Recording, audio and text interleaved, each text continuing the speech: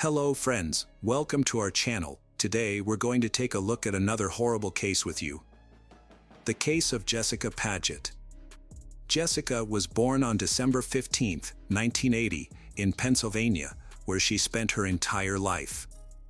As a child, she was energetic and cheerful. However, her parents, Thomas and Danelle, divorced when she was young. Her mother later remarried, and Jessica formed a close bond with her stepfather, whom she considered her second father. After graduating from high school in 1998, Jessica attended college to study preschool education. It was during this time that she met her future husband, Michael Paget. They began dating, moved in together, and had 2 children over the course of their 8-year relationship.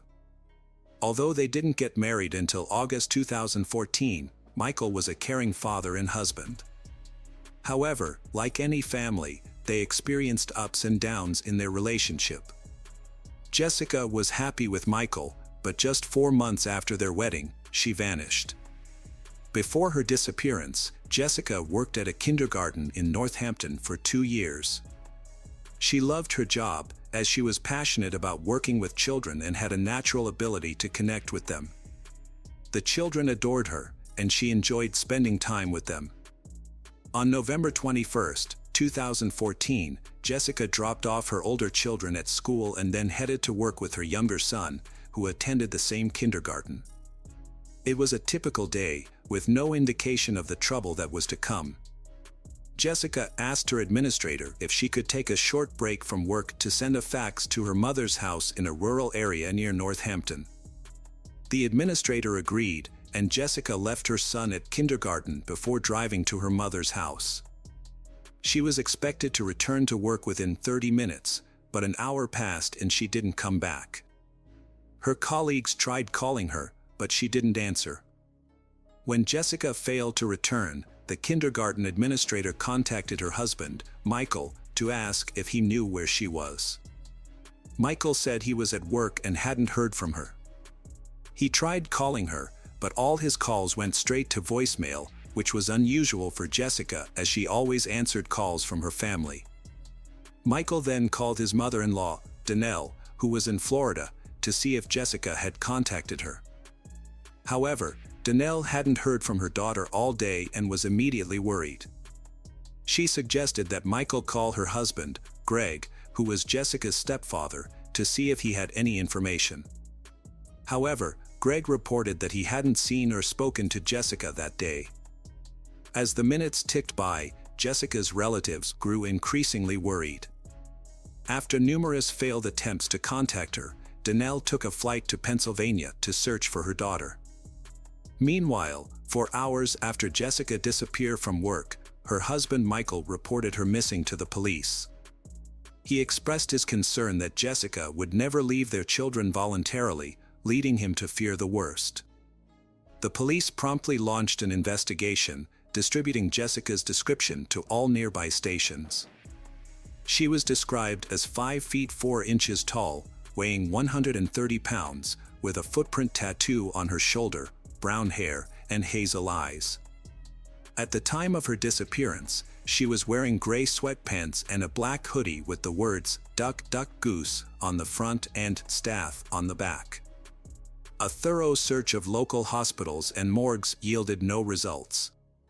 Detectives worked to determine Jessica's whereabouts, interviewing her co-workers in the process. However, everyone they spoke to reported that Jessica had no enemies and was well liked by her colleagues, children, and their parents. According to her co-workers, Jessica seemed fine when she left work at lunchtime, and they noticed nothing unusual about her behavior. 2 hours after Michael reported his wife Jessica missing, the police were able to locate her phone's signal, which indicated that it was approximately 1 mile from the kindergarten where she worked. Although the data was not entirely accurate due to inherent location determination errors, it provided a general area for the police to focus their search. However, by the time they began searching, it was already nighttime. The police found Jessica's car, a white Subaru Outback, in a nearby parking lot. The vehicle was unlocked and empty, with her purse, documents, and bank cards still inside. The keys were in the ignition, and her phone was on the passenger seat next to her purse. There were no signs of a crime in the car, leaving the police with several unanswered questions. Where was Jessica, and what had caused her to abandon her car and valuables so close to her workplace? To answer these questions, the police sought CCTV footage. A camera on the back wall of a store across the street had captured the area where Jessica's car was found. After reviewing the footage with the store manager, the police saw Jessica driving into the parking lot at around 1 p.m. She got out of the car and stood by the driver's door for a short time before leaving and not returning. The investigators were baffled by Jessica's disappearance, as she had left behind her documents, phone, and keys. It was unclear whether she had intentionally gone into hiding. Surveillance footage showed Jessica walking between two buildings towards another parking lot, where she vanished from view due to the lack of cameras. To get a better look at the footage, the investigators made a copy of the video to review on a larger screen at the police station. The Northampton Police Department, being a small force, enlisted the help of the Pennsylvania State Police to coordinate a search effort.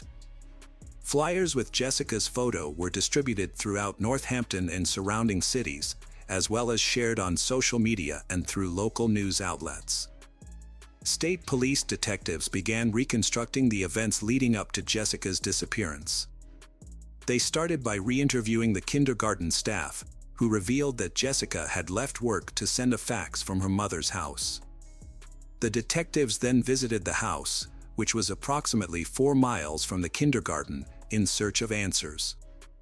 The detectives met with Danelle and her husband Greg at the scene and learned that Jessica had keys to their home and could visit at any time.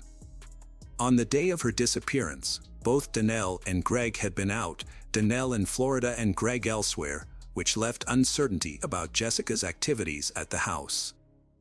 They also checked Greg's fax machine for records of usage, but found that the device was faulty, which didn't provide any clear information. Jessica might have used another fax machine, but it still didn't explain why she had left her belongings in her car. The detectives decided to speak with Jessica's husband Michael, as husbands are often suspects in such cases. To confirm Michael's story that he was the first to leave the house on the day Jessica disappeared, detectives investigated his claim. It was a possibility they couldn't rule out, as statistically, a significant number of disappearances involve a partner. As they continued the investigation, the police arranged a search party, and local media alerted the public about Jessica's disappearance. Anyone with information was asked to come forward. By this point, 48 hours had passed, but no new leads emerged on Jessica's journey to her mother's house. To aid in their investigation, detectives scoured the route to her mother's house for surveillance cameras. One key location, an Exxon gas station adjacent to the main road leading to the mother's residence, had multiple cameras installed.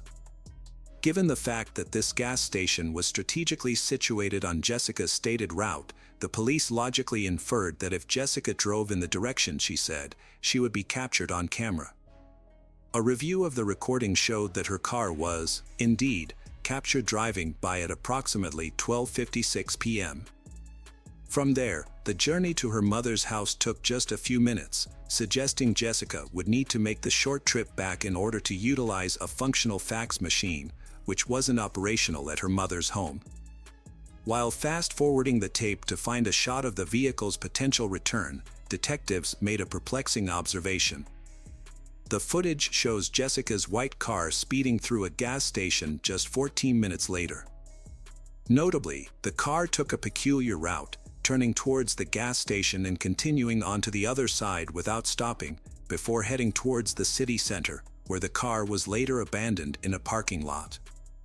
Given her rapid pace, the likely reason for this unusual detour was a red traffic light at the intersection, which Jessica may have attempted to avoid by cutting through the gas station.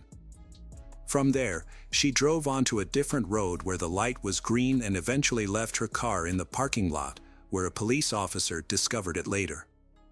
However, a surprising detail emerged upon closer inspection of the footage. Jessica, who was 5 feet 4 inches tall and 130 pounds, appeared to be much shorter and lighter than the person seen exiting her car. Measuring against the known height of the car, experts estimated that this person stood between 5 feet 11 inches and 6 feet 3 inches tall. Moreover, during their examination of the abandoned car, the police noticed that the driver's seat was pushed forward, which would make it uncomfortable for someone taller than 5 feet 11 inches to operate the vehicle comfortably. The police initially found it suspicious that the driver's seat was positioned for someone of Jessica's height. However, after reviewing the footage, they discovered that the person who got out of the car had adjusted the seat to its most forward position, attempting to make it seem like Jessica was driving. But this raised another question: who was the tall person seen in the footage? Michael, he stood at around 6 feet tall. The police brought him in for questioning, and he denied any involvement in his wife's disappearance, claiming he was at work when the kindergarten staff called him. Detectives verified his alibi by interviewing his colleagues and tracking the geolocation of his phone on the day of Jessica's disappearance. The evidence confirmed that Michael was indeed at work at the time, which meant the person in the footage was not him. For days had passed since Jessica's disappearance, and her children were struggling to cope with the stress and uncertainty. Despite the ongoing search efforts, no leads had been found. Investigators re-examined the footage of someone exiting Jessica's car, but the person's identity remained a mystery. However, upon closer inspection, the officers noticed a detail they had previously missed. A minute after the unknown person disappeared from view, a white SUV, likely a Ford, left the scene. This new information led the police to Greg, Jessica's stepfather, who matched the suspect's height description and owned a similar vehicle. The police requested that Greg come to the station for questioning, leaving him shocked and dismayed to be considered a suspect in his stepdaughter's disappearance. Greg claimed that he had left his car at a service center for repairs and that a neighbor had given him a ride there to pick it up. He then stated that he had stopped at an Exxon gas station to grab a bite to eat. However, the police obtained CCTV footage from the gas station, which showed Greg driving past the station just 2 minutes after leaving the service center. It turned out that Greg had lied about stopping at the gas station. Further investigation revealed that Greg's entire story was fabricated. His neighbor denied driving him to the service center, contradicting Greg's claim. This led detectives to suspect that Greg might have been involved in Jessica's disappearance. By piecing together the evidence, investigators concluded that Greg was likely at home when Jessica arrived. It's possible that something happened, and Greg drove Jessica's car to a parking lot in the city center. The police searched Greg's house, where they found evidence that contradicted his alibi. The fax machine, which Greg claimed was not working, was found to be functional, and its usage history showed that Jessica had indeed sent a fax from the house on the day of her disappearance. Furthermore, a trash can in the basement contained napkins with bloodstains, and Greg's shoes, which were found in a dumpster on the street, had dried blood on them. Donnell reported to the police that Greg had requested an early trash pickup the day before, which seemed unusual at the time, especially since the trash can wasn't full. In hindsight, this could be how Greg disposed of evidence related to cleaning products and rags used in the house. During a second interrogation, the police confronted Greg, stating that they knew his previous statements were false and that they had found evidence in his home. They also informed him that they were aware Jessica had been at his house on the day she disappeared. Greg then began to talk. Greg claimed that when he returned home on the afternoon of November 21st, he found Jessica's car in the driveway and bloodstains on the carpet. He alleged that Jessica was already dead when he arrived and that he panicked, fearing no one would believe him. He supposedly drove Jessica's car to a city center parking lot and then returned home. Greg also stated that Jessica had outstanding debts, which he claimed led to her death. However, detectives later discovered that this was another lie, and they found evidence that Greg had purchased adult toys the day before Jessica disappeared. The investigators were fed up with Greg's inconsistent stories, so they directly asked him where he had hidden his stepdaughter Jessica's body, explaining that an autopsy would provide answers to many questions. Realizing he was caught, Greg changed his story again. This time, he claimed he was at home watching adult videos when Jessica arrived and asked to send a fax. According to Greg, he was standing behind her as she used the computer, and he became aroused and developed a desire for his stepdaughter. Without saying a word, he allegedly pulled out a gun and shot her in the back of the head. Then, he moved Jessica's body to the bedroom. Greg then drove Jessica's car to a parking lot in the city center, where he had previously left his Ford for repairs. To mislead investigators, he adjusted the seat to make it appear as though Jessica was driving. What Greg said next shocked the investigators. After returning home, he set up a video camera near the bed and recorded a video of himself with Jessica's body. The police later found this disturbing video on Greg's computer. Greg confessed to wrapping his stepdaughter Jessica's body in a blanket and hiding it in a ravine near his home. He claimed he was not a bad person, but had lost control. After the crime, Greg's life fell apart. He lost his business, home, dogs, and wife. However, he never mentioned the loss of Jessica. Jessica's mother, Danelle, was shocked to discover that her daughter was dead and that her husband was responsible. The authorities announced Jessica's death, stating that she was a victim of homicide. The district attorney, John Morganelli, expressed skepticism about Greg's version of events, but believed there was a sexual motive behind the crime. The prosecutor's office examined the evidence to determine if Greg had planned the attack. Jessica's family released a statement thanking law enforcement, the media, and the public for their efforts. They described Jessica as a beautiful and vibrant young woman who was loved by her family and friends, and stated that her loss made the world a darker place. Gregory Gregg, 53, was charged with the murder of Jessica Padette. Initially, investigators suspected that Greg had tried to persuade Jessica into a romantic encounter, but when she refused, he killed her to avoid exposure. However, this theory was difficult to prove due to the lack of defensive wounds on Jessica's body. She died from a single wound to the back of her head, which corroborated Greg's testimony. Under Pennsylvania law, Greg could have faced the death penalty, but since Jessica was already dead when he committed the second part of the crime, the prosecution could not pursue the death penalty. An examination of Greg and Jessica's computers and phones revealed no evidence of a relationship beyond that of stepfather and stepdaughter. The trial began in 2015. District Attorney John Morganelli noted that Greg's lawyer, John McMahon Jr., failed to submit the results of a mental health evaluation for Greg. McMahon claimed that he had Greg evaluated for a possible insanity defense, but the evaluation found that Greg did not have a diminished mental capacity, so McMahon did not use it in the trial. During the trial, the jury was forced to watch a disturbing 6-minute video that Greg had recorded, which showed him committing heinous crimes using adult toys he had purchased the day before. The jury was reluctant to view the video, but the judge ruled that they were obligated to watch it before reaching a verdict. Greg's lawyer argued that the crime was not premeditated and that his client should be charged with a third-degree crime rather than a first-degree crime. In response, Northampton County District Attorney John Morganelli presented the video as evidence to prove that the crime was, in fact, premeditated. Morganelli explained that this was necessary to convince the jurors of Greg's guilt, despite the disturbing nature of the footage. The jury delivered a unanimous verdict in just 6 minutes, finding Gregory Gregg guilty of taking Jessica's life and desecrating her body. As a result, the court sentenced him to life imprisonment without the possibility of parole.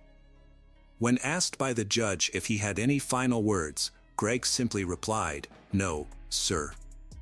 I'm just very sorry." Following the sentencing, the judge advised the jurors to seek counseling from a psychologist to cope with the traumatic case. Jessica's husband, Michael, spoke to reporters, expressing the difficulty of moving on without his beloved wife and raising their 3 children alone. He described Jessica as the most wonderful person he had ever met. In a separate matter, Danelle, Greg's wife, has initiated divorce proceedings. However, the process is proving to be complex and Greg is hindering her efforts. Hello friends, welcome to our channel. Today we're going to take a look at another horrible case with you. The case of Bianca Roberson. Bianca Roberson, born on October 17, 1998, Bianca grew up to be a remarkable individual. She excelled at Bayard Rustin High School, earning straight A's and graduating with honors. Her impressive academic record earned her a 4-year merit scholarship to Jacksonville University in Florida, where she planned to major in criminal justice and pursue her dream of becoming an FBI forensic agent. Bianca was a multi-talented young woman who had been involved in various activities throughout her life. She was a Girl Scout, a cheerleader, and a basketball player. She also had a passion for music, taking lessons in flute, violin, clarinet, and guitar. Additionally, she was an artist. Bianca lived with her mother and maternal grandmother, Josephine Perry, and was excited to experience the independence and challenges of dorm life. However, her plans were tragically cut short. On June 28, 2017, Bianca, her mother, and grandmother went shopping at Walmart to prepare for her upcoming move to Florida. Bianca Roberson was tragically killed in a car accident on a road she knew well. The incident occurred just 10 minutes after she left a Walmart parking lot. Witnesses quickly called 911, and first responders rushed to the scene. Unfortunately, paramedics were unable to save Bianca, and she was pronounced dead at the scene. Initial observations suggested that Bianca's severe head injuries were caused by her car veering off the road.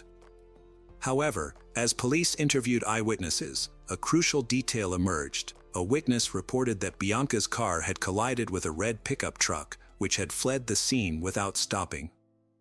As she drove home to meet her granddaughter, Bianca's grandmother was worried about the traffic and wondered if it might be related to Bianca. However, she had no idea that the cause of the traffic jam was actually a car crash involving Bianca. When she arrived home, she was met with devastating news. 2 police officers were waiting to inform her that Bianca had been killed in the accident. For Michelle, Bianca's mother, the news was almost too much to bear. Losing a child is every parent's worst nightmare.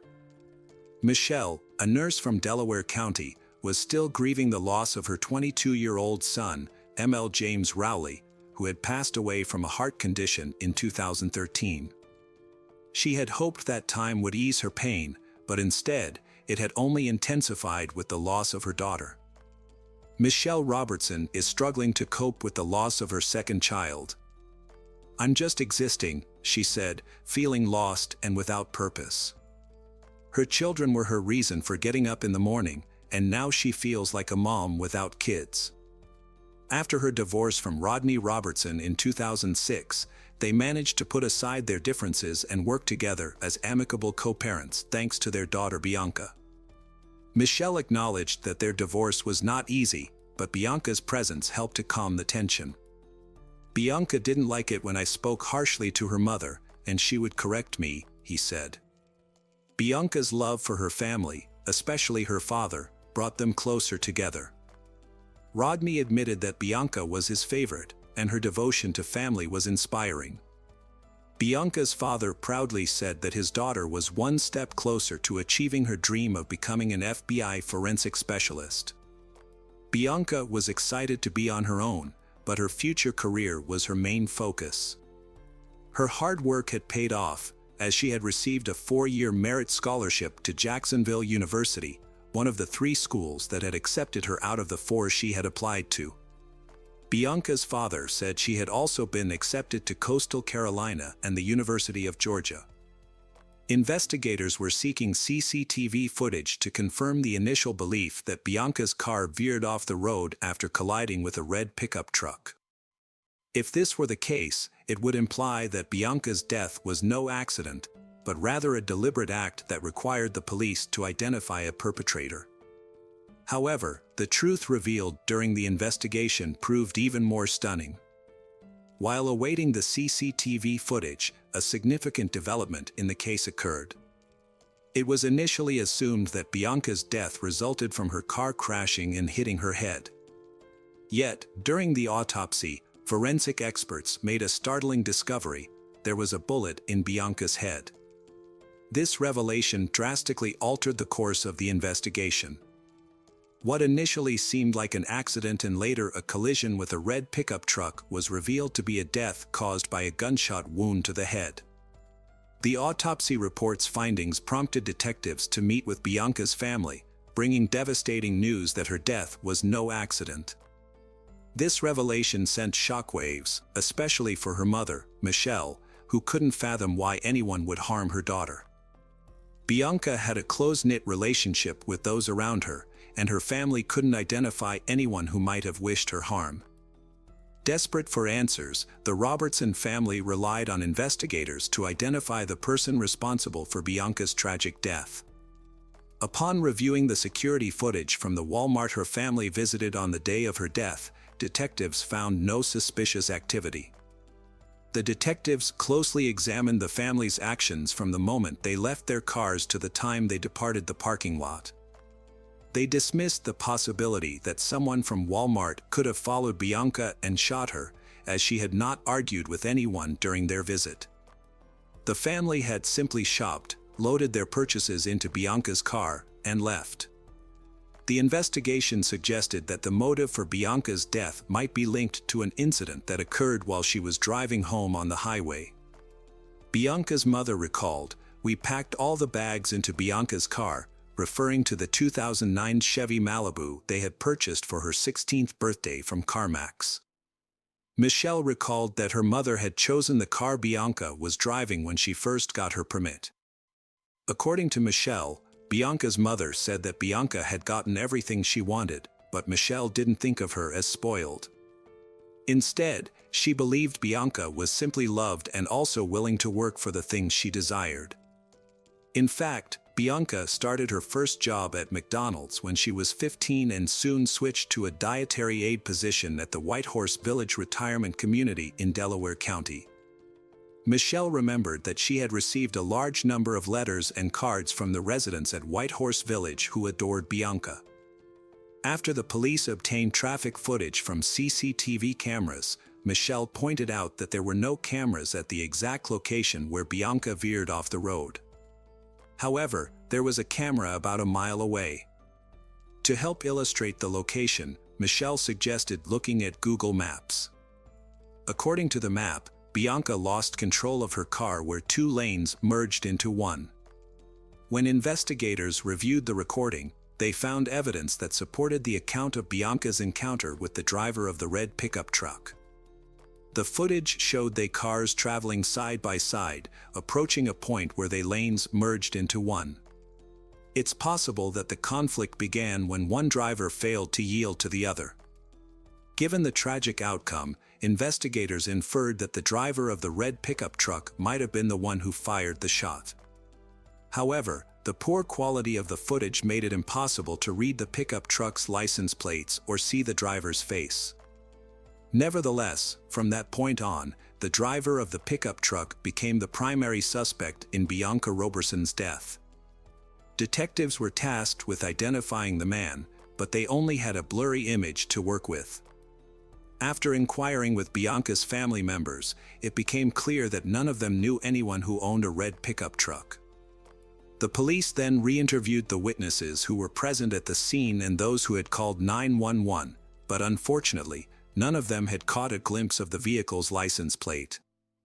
The Bianca Roberson family has received an outpouring of support from friends, strangers, and people of all ages since Bianca's passing. A vigil was held just 2 days after her death, and many have reached out to share their stories and condolences. Bianca's family describes her as a selfless and compassionate person who always put the needs of others before her own. According to her mother, Michelle, Bianca would often take in children who were in need, even if it meant sneaking them into their home without permission. When confronted about her actions, Bianca would simply say that she wanted to help others in the same way she would want someone to help her if she were in a similar situation. This kind of empathy and kindness was evident in many aspects of Bianca's life, including the time she witnessed a car accident and immediately asked her mother if they could stop to help. A kind-hearted woman's first instinct was to invite those eating alone to join her family for dinner.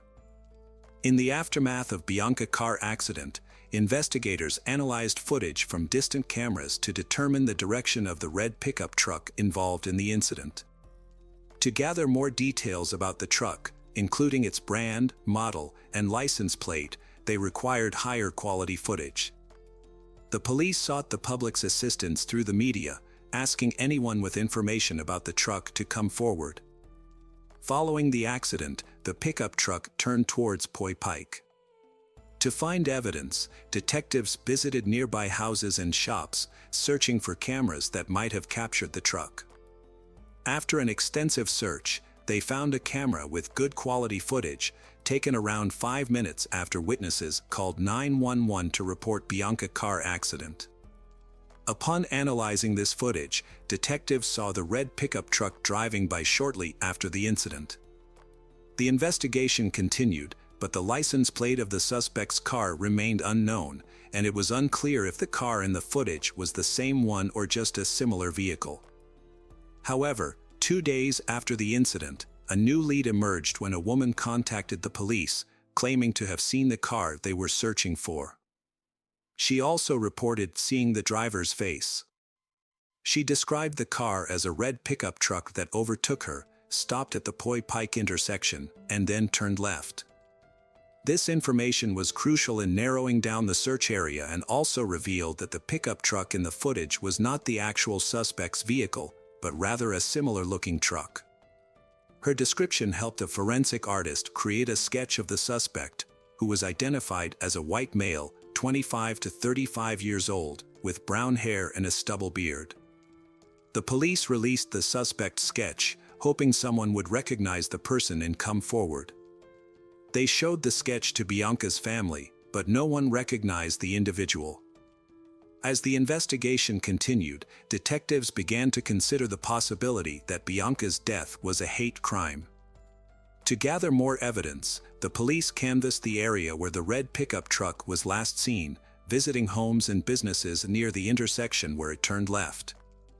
They were searching for a high-quality surveillance recording that could provide answers to their questions. Their efforts paid off when a homeowner, who lived less than half a mile from the intersection, provided the police with a recording from their driveway surveillance camera. By estimating the time it would take to drive from the crime scene to the homeowner's location, the police quickly found the relevant footage. Although the new footage was of better quality than the previous one, its angle made it impossible for the police to identify the car or its driver. The police worked hard to find another recording from a closer camera, and they got lucky. Although the license plate was not visible, they were able to identify some unique features of the car. These features included a sticker on the right side window, a vertical dent on the passenger door, and damage to the hood. With these details, the police had a much better chance of finding the car. The police sought the public's help in finding the truck and its driver by offering a $5,000 reward for any information that could aid in the investigation. They were confident that someone would recognize the distinctive vehicle. 3 days after Bianca Roberson's death, a lawyer contacted the police station on behalf of a client who wanted to turn himself in, stating that his client was connected to the incident that resulted in Bianca's death. The incident occurred on a recent Wednesday at approximately 5:30 p.m. Bianca Roberson, an 18-year-old who had just graduated from Westchester Ruston High School, was driving on Route 100, a two-lane highway, on her way to Jacksonville University. Her life was full of promise, with a loving family and a bright future ahead. As she approached the merge with Route 202, the road narrowed from 2 lanes to 1. A common merge on a southeastern Pennsylvania highway turned deadly last Wednesday when a dispute over positioning escalated into violence. Bianca Roberson was merging from 2 lanes to 1 when a man in a red pickup truck, also merging, became agitated and shot her in the head. The suspect, 28-year-old David Desper of Pennsylvania, surrendered to police with his lawyer. Although he refused to testify, he consented to a search of his home and revealed the location of his pickup truck. David was subsequently arrested and charged with Bianca Roberson's murder.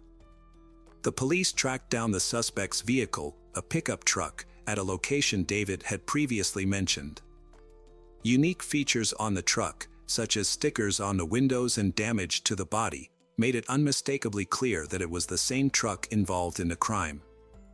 The investigators searched David's residence and found the firearm that was used to shoot and kill Bianca Roberson. Despite this major breakthrough in the case, the authorities remained baffled as to the killer's motivation. Over 800 loved ones and members of the community attended a heart-wrenching farewell ceremony at the St. Paul's Baptist Church in the suburban Westchester borough, which lies approximately 25 miles. During the funeral service, many people paid tribute to she, including her brothers, officials from her high school, the chief admissions officer from the university she was set to attend, and friends. In his eulogy, Pastor Wayne Croft Sr. drew a comparison between the shooter and 2 other infamous cases: George Zimmerman, who shot and killed Trayvon Martin, a black teenager, in Florida in 2012, and was acquitted of murder in 2013, and Michael Dunn, who shot and killed Jordan Davis, another black teenager, in Florida in 2012, after a dispute over music. Dunn was convicted and sentenced to life in prison plus 90 years. The pastor expressed the sentiment of the black community, stating that regardless of whether Bianca's murder was a result of road rage or racism, the fact remains that a brilliant young black woman's life was lost. During the trial in September 2018, David Desper was asked to explain his motive for committing the crime. Instead of providing an answer, he requested forgiveness from Bianca's family. For Bianca's parents, the thought of facing their daughter's alleged killer was daunting. To show their support and unity, Rodney had arranged for family members and friends to wear T-shirts with Bianca's face on the front as they gathered at the Chester County Government Services Center. The family of Bianca Roberson wore bracelets with a poignant message: "Bianca Roberson, a rose in God's garden."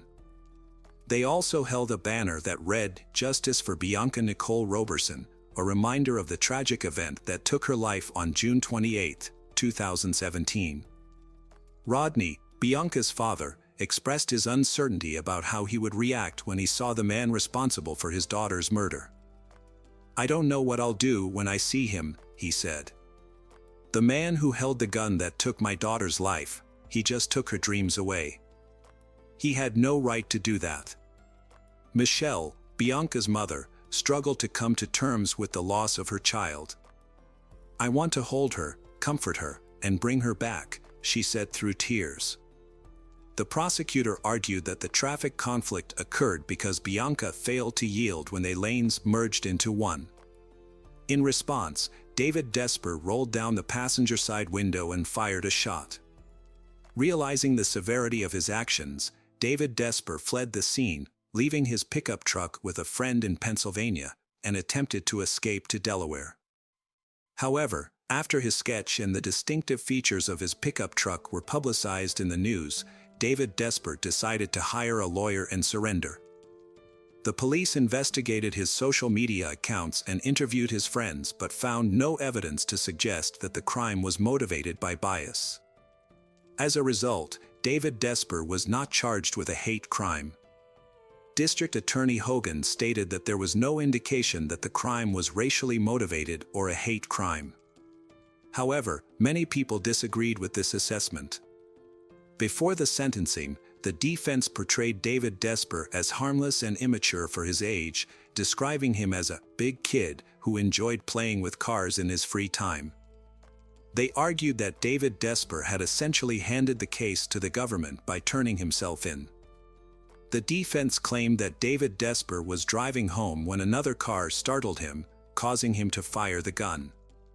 They maintained that David Desper was not a menacing individual.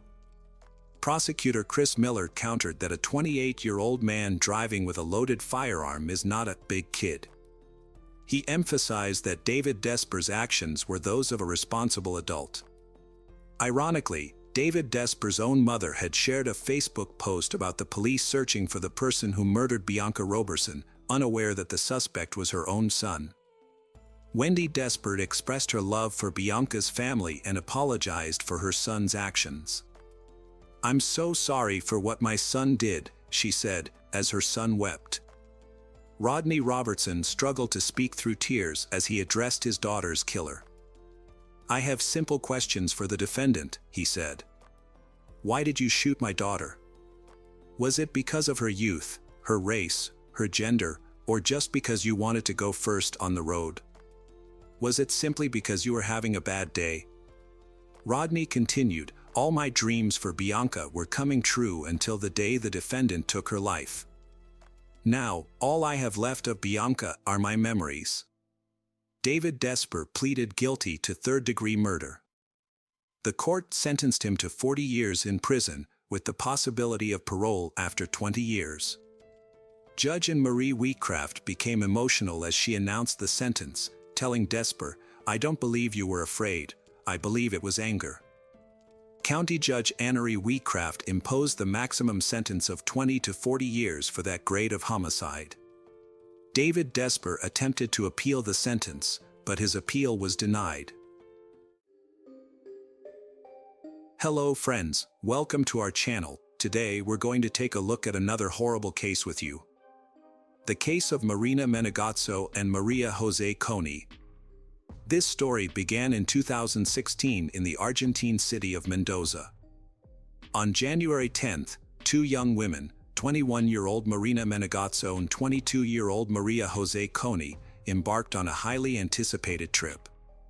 Unfortunately, their journey ultimately led to one of the most publicized investigations in Latin America over the past decade. At the time, Maria Jose was a 22-year-old economics student at the National University of Cuyo, while Marina was a 21-year-old speech therapy student at the Aconcagua University. Both women volunteered for an organization that assisted homeless individuals. According to friends and acquaintances, they were two bright and cheerful young women who were extremely close to their families. Marina Menegazzo and Maria Jose Coney embarked on a trip with two friends, but the group eventually parted ways. They girls continued their journey, which began on January 10th. Their route can be tracked through Maria Jose Coney's Instagram posts. On January 13th, they were in Cusco, Peru, an ancient city that was once the capital of the Inca Empire. The next day, January 14th, another photo was posted, also taken in Cusco. A subsequent image was published on January 15th, showing they on a railway bridge near the Machu Picchu hydroelectric power plant. Machu Picchu is a famous ancient Inca city, often referred to as the City Above the Clouds, and is a UNESCO World Heritage Site. Maria Jose Coney and Marina Menegazzo had about 10 days of vacation left and were in no rush to return home. They decided to revisit Montañita, the town in Ecuador where their trip had begun.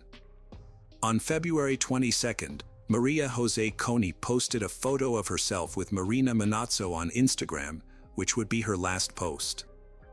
On the same day, they contacted their families in Argentina to let them know they would be returning soon. They planned to take a bus from Ecuador to Lima, Peru, where they would spend the night at a friend's house. From Lima, they would fly to Santiago, Chile on February 25th, and then take a bus to their hometown of Mendoza, Argentina. They informed their relatives that they would be unreachable by phone for a few days due to poor signal reception. However, when their relatives tried to contact them, they were unable to get in touch.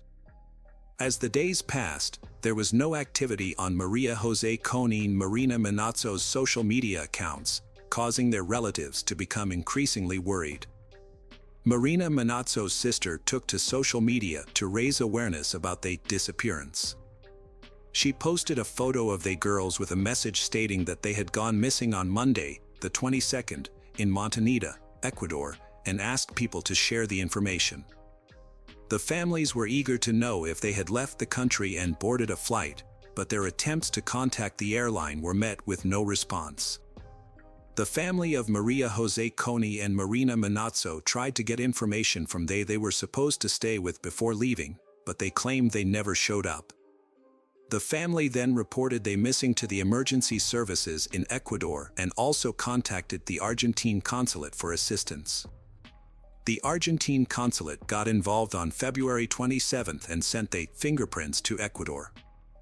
This was done because a few days earlier, on February 25th, an unidentified woman's body was found in Montevideo and taken to Guayaquil. The authorities compared the fingerprints from Argentina with those of the unidentified body and confirmed that the body was that of Maria Jose Coney. On Saturday, February 27th, police investigated the area where Maria Jose Coney's body was discovered and found the body of Marina Manazzo just 43 yards away. Like Marina Manazzo's body, Maria Jose Coney's was also wrapped in a plastic bag and duct tape. According to the Ecuadorian police, the killer attempted to conceal Marina Manazzo's body by placing an object on top of it, which initially prevented its discovery. During the autopsy, the medical expert determined that Maria Jose Coney's death was caused by severe blunt force trauma to the head. Her injuries also included a broken leg, a broken toe, and what authorities described as genital injuries. Additionally, markings on her wrist suggested that she had been restrained. Marina Manazzo died from 6 stab wounds to the neck and had similar wrist markings, indicating that she had also been tied up. Their deaths occurred on February 23. Toxicology tests revealed that their blood contained a high amount of a psychiatric medication.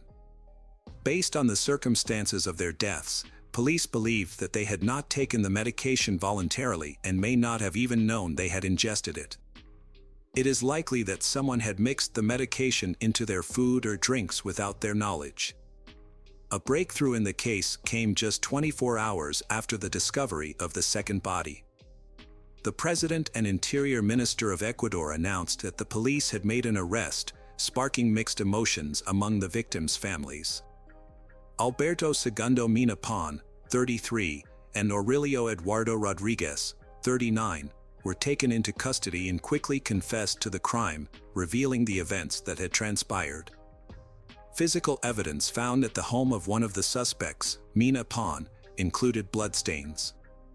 The police also recovered Marina's phone, backpack, and other belongings near the house.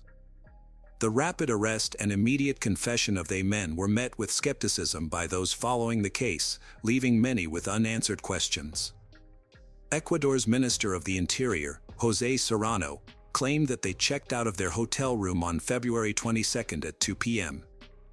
According to the men's story, they had their money stolen at the hotel, prompting them to hitchhike to Lima.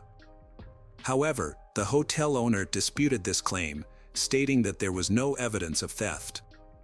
Marina Manazzo and Maria Jose Coney's families found this explanation hard to believe, particularly since they had credit cards that they could have used if they encountered financial difficulties. The lack of activity on the credit cards suggested that either someone stole both the cash and cards or that the men's story was not true. Moreover, they could have accessed the funds in their account without needing the physical card, but they didn't use the money to book travel or accommodations online. According to Ecuador's Minister of the Interior, Marina Manazzo and Maria Jose Coney's entered a bar and requested 2 glasses of water because they were thirsty and had no money. The bar owner corroborated this account, stating that she provided them with water due to their financial situation. However, it remains unclear whether the money was actually stolen. The minister continued by referencing the testimony of the suspects, who had already confessed to their guilt. One of the suspects, Pon, stated that around 8 p.m. on that day, Rodriguez informed him about 2 Argentinian girls in a bar.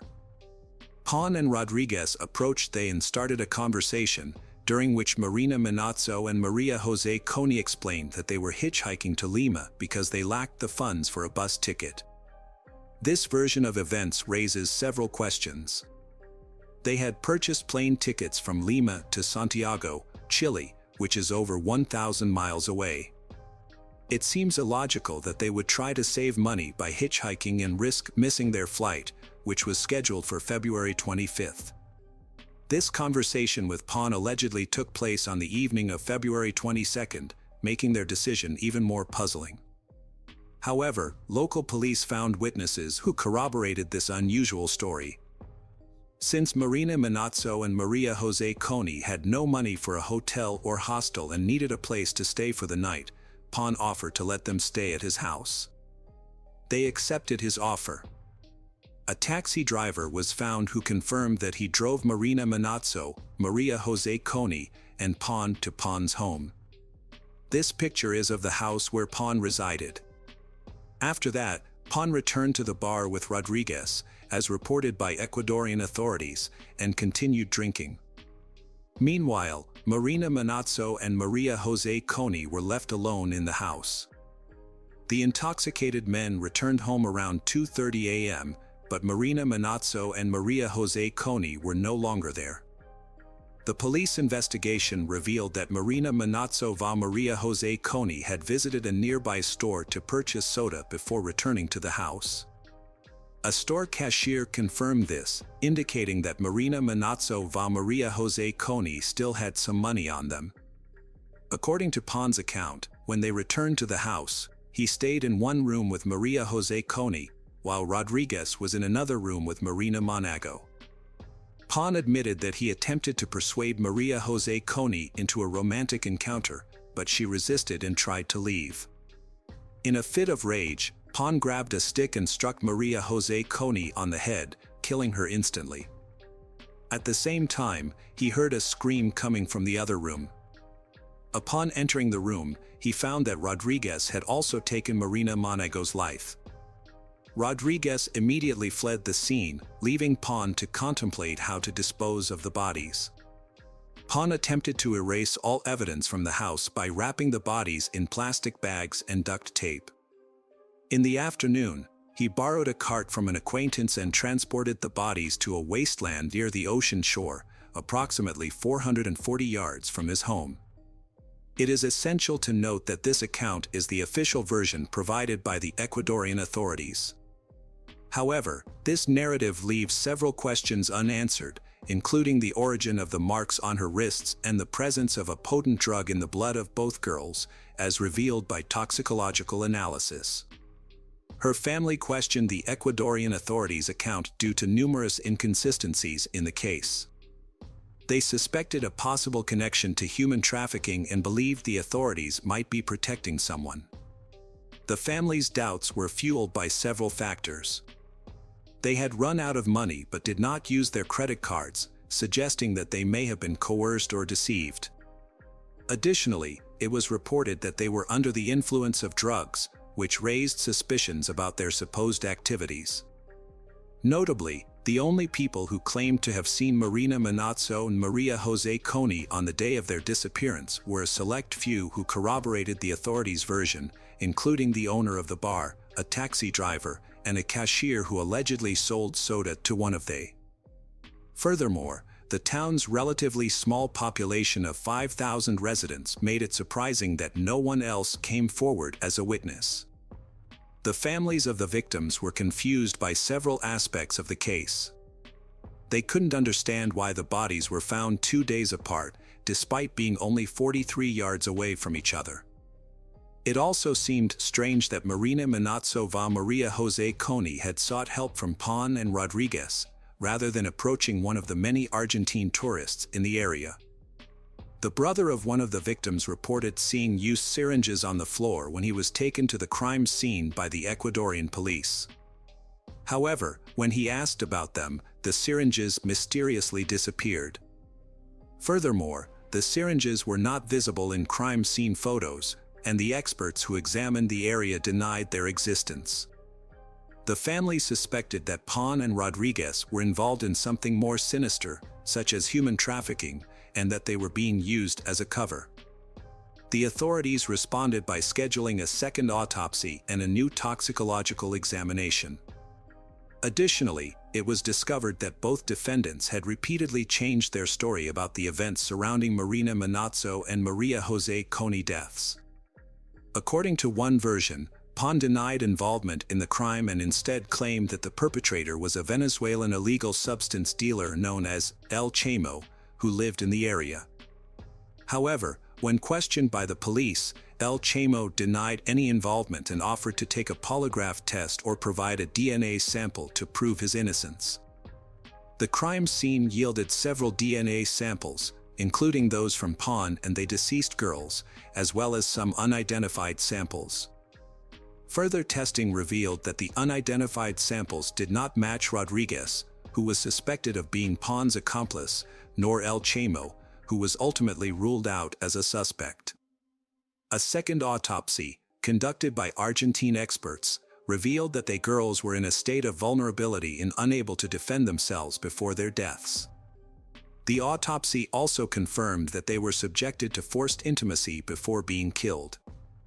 The autopsy revealed additional details, including that Maria Jose Coney had bruises and scratches only on one side of her body, suggesting she may have been ejected from a moving vehicle.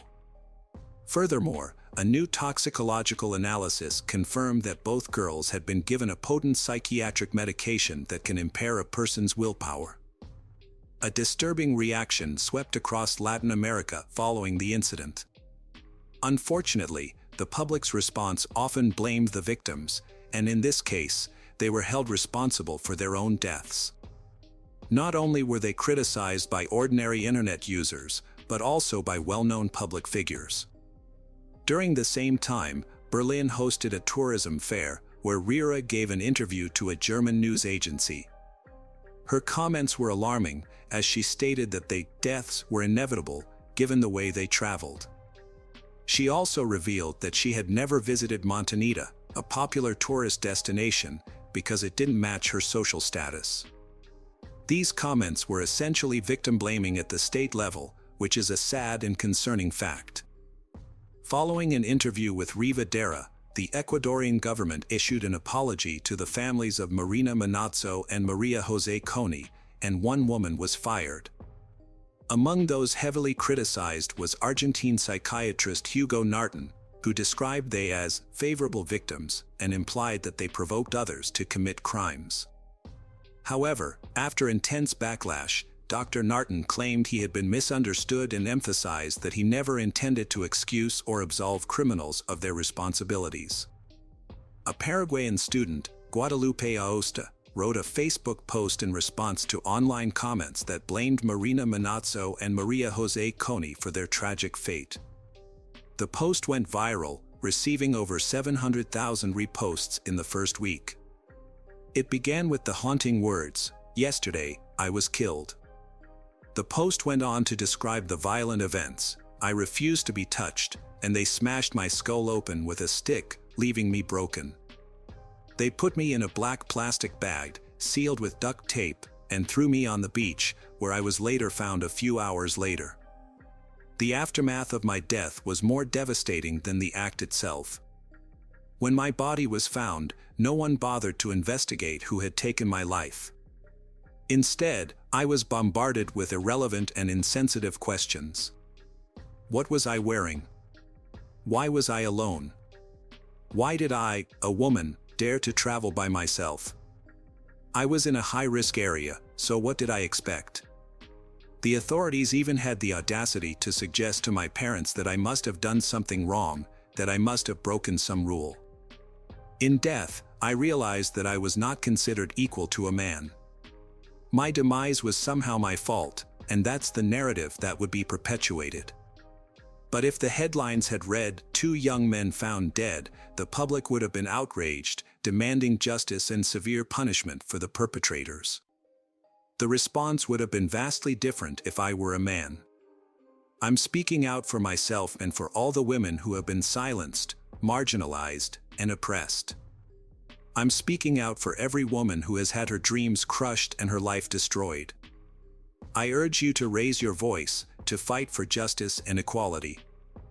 I'll be with you in spirit, and I promise that one day, there will be so many of us standing together that our voices cannot be silenced. The trial started on August 8, 2016, but was marred by several setbacks. The prosecutor changed 3 times, causing significant delays in the process. Despite these challenges, the prosecution presented a substantial amount of evidence, including witness statements and over 200 physical items collected from the crime scene. The police had found some of the victim's personal belongings, biological fluids, and phones at the house where the crime took place and in the surrounding area. During the trial, Pan maintained his innocence, claiming that his earlier confession was made under police pressure. This statement only reinforced the suspicions of the victims' families that the Ecuadorian authorities were withholding information. Meanwhile, Rodriguez altered his testimony, suggesting that Colombian dealers of illicit substances were involved in 8 deaths. In the trial's first week, the prosecutor revealed that he suspected additional individuals were involved in the case. This suspicion was based on the discovery of 3 more male DNA samples at the crime scene, in addition to the DNA of Rodriguez and Pan. Ultimately, the court found both Pan and Rodriguez guilty, sentencing them to 40 years in prison, the maximum penalty allowed under Ecuadorian law. In November 2016, Ecuadorian authorities arrested José Luis Pérez Castro, a 34-year-old man, after finding his DNA at the crime scene. Castro's defense team claimed that he had lived in the house a few weeks prior to the incident and that his DNA was present due to a dental infection. They alleged that he had spat blood onto the wall as a result of this infection. However, the defense's explanation for the presence of Castro's DNA on the victims' bodies was that he must have touched an object or piece of furniture that the police had also handled, thereby transferring his DNA. This argument began to fall apart when a dentist testified in court. It was revealed that Castro had contacted the dentist 2 weeks after the bodies of Marina Manazzo and Maria Jose Coney were discovered, asking for a note to confirm his alleged dental infection. The dentist refused to provide the note, as he found no evidence of any health issues during his examination of Castro. A man was ejected from a dentist's office after seeking a medical certificate. The dentist refused to issue one, explaining that there needed to be an underlying medical condition causing pain, which he didn't observe. This denial dismantled his defense. Meanwhile, while awaiting trial, Castro broke prison rules by posting on social media about his situation. In a statement, he expressed confidence that God would ultimately prove his innocence. Despite his persistent claims of innocence, Castro was ultimately found guilty and received a 40-year prison sentence, just like 2 others, Alberto Pan and Eduardo Rodriguez. Hello friends, welcome to our channel. Today, we're going to take a look at another horrible case with you. The case of Michelle Leng. Snapper Point is an Australian conservation area situated near Fraser Park Beach, close to Catherine Hill Bay, New South Wales.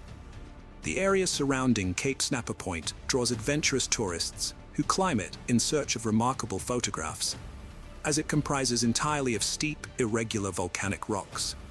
On April 24, 2016, at 10:30 a.m., a group of hikers walking at the foot of the promontory noticed a large object floating on the surface of the water. They reported the discovery to law enforcement, and the police arrived at the scene and removed an unidentified package. After examining the findings on shore, they discovered the body of an unknown woman with multiple injuries, suggesting that the victim had been subjected to a brutal assault. She was not identified, but news reports described her as an Asian female between 20 and 30 years old, of average height.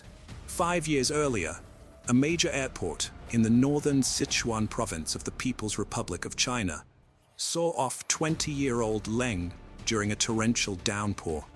The girl tearfully said goodbye to her beloved mother after the death of her father in 2008. Her mother became the closest person to her. Leng flew from her native China to the distant country of Australia, where she had dreamed of studying since her childhood. 11 hours later, the plane landed in Sydney. It was the first time Leng had made such a long journey alone, but she was determined to achieve her dream, so she easily overcame any difficulties. She was met at the airport by her own aunt and her son, who was only 2 years younger than Leng. The oldest and most populous state in Australia is New South Wales, where 1 in 3 Australians live. It was here that Leng's early years were spent after moving here. Since coming to Australia, Leng has lived happily with her 48-year-old aunt, her young husband, Derek Barrett, and her cousin in their camping house. The girl had a private room where she spent almost all of her free time. Leng loved to read and draw, so she would spend hours in her room pursuing her favorite hobbies. For the convenience of living in another country, Leng changed her name to Michelle. Michelle Leng enrolled at the University of Technology in Sydney, where she successfully studied economics and hospitality management. Michelle was very intelligent and motivated. She was not afraid of anything new and easily made new acquaintances. Like many girls of her age, she often posted photos on social networks, where she drank cocktails with friends, as well as pictures of her extreme adventures to dangerous natural places. Michelle was an adventurous person who could easily travel to Hobart for a vacation and regularly took day trips around New South Wales. In recent weeks, she posted videos from West Head Lookout near Sydney Harbour, photos from Resolute Beach north of the city, from Ku-ring-gai Chase National Park, and from Jervis Bay on the south coast. On June 13, 2013, she visited Snapper Point, where she fearlessly photographed herself on the edge of a cliff and posted this striking photo to her Instagram account. Michelle excelled in her studies, made new friends, and found a part-time job. Desiring to organize her personal life, Michelle communicated regularly with men on dating sites and went on trial dates. The woman led an active and busy life, attending classes during the day and then rushing to work on her weekends. She made sure to meet friends and visit unusual places. On April 21, 2016, Michelle met up with a friend at the mall. They had lunch together, did some shopping, and then Michelle boarded a train at the train station. She got off at Central Station around 4:30 in the afternoon and was never seen again. 2 days later, Derek went to the train station to meet his wife, who had returned from a business trip.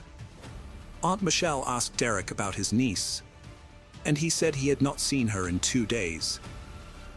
Derek Barrett had been unemployed for a long time, so he often stayed up late at the computer and woke up only in the afternoon, so it was obvious that he might not have seen Michelle. But the situation was such that nobody had seen Michelle since April 22nd, and her phone was switched off.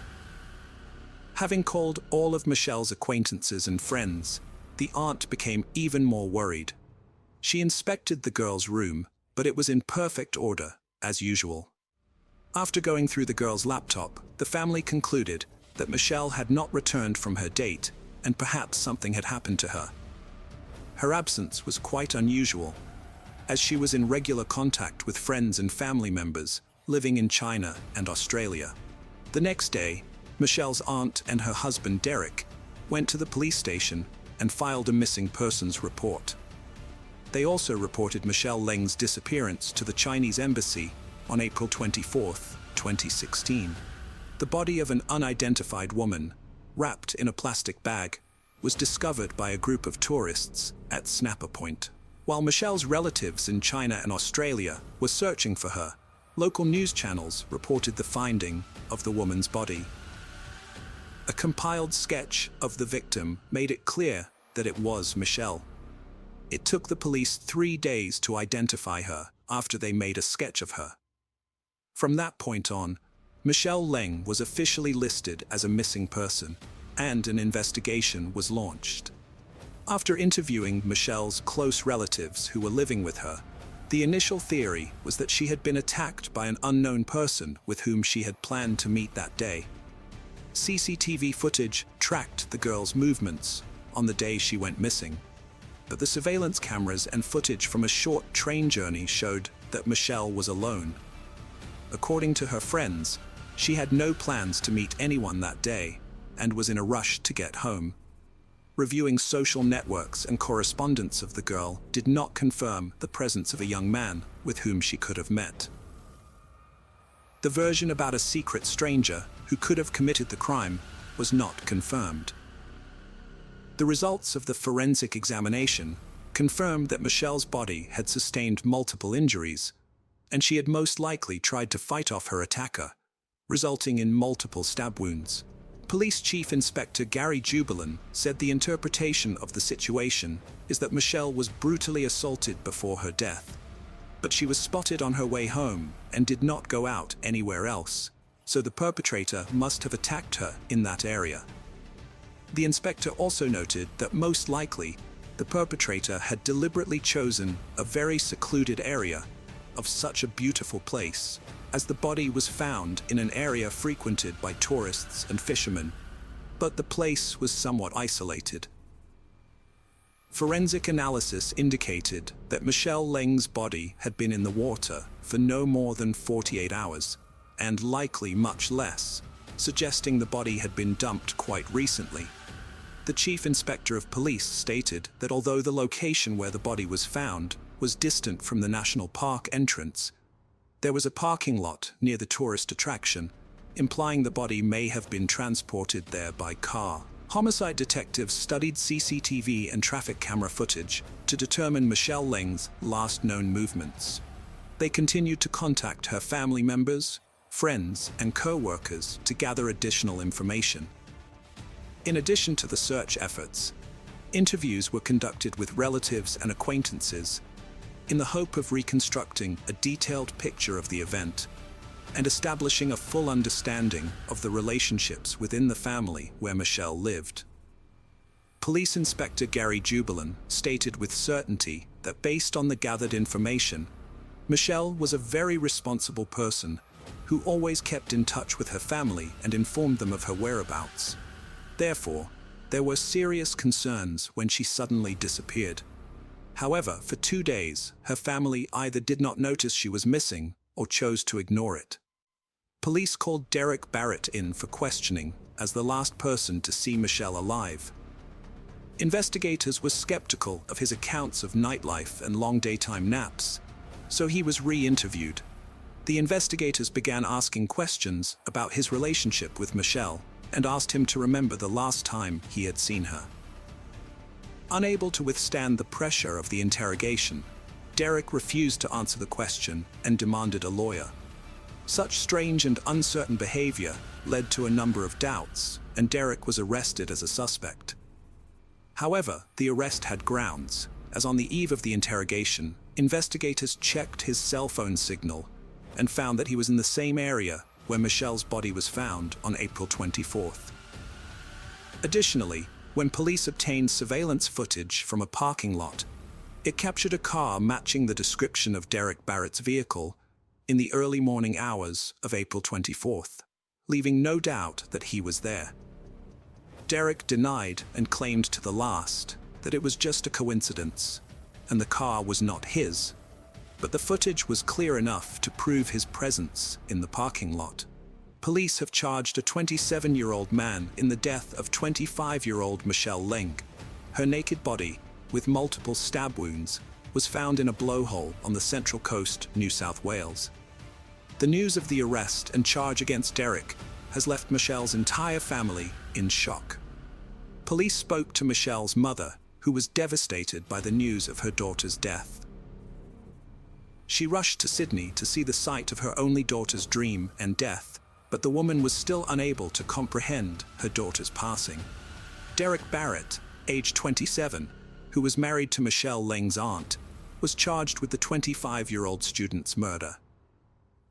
This occurred after the police released CCTV footage that captured her last shopping trip in the central business district of Sydney on April 21st, as well as her journey back home. The footage shows her shopping at a mall on Pitt Street before boarding a train at St. James Station to travel to Erskine Park, located in the southwest of Sydney.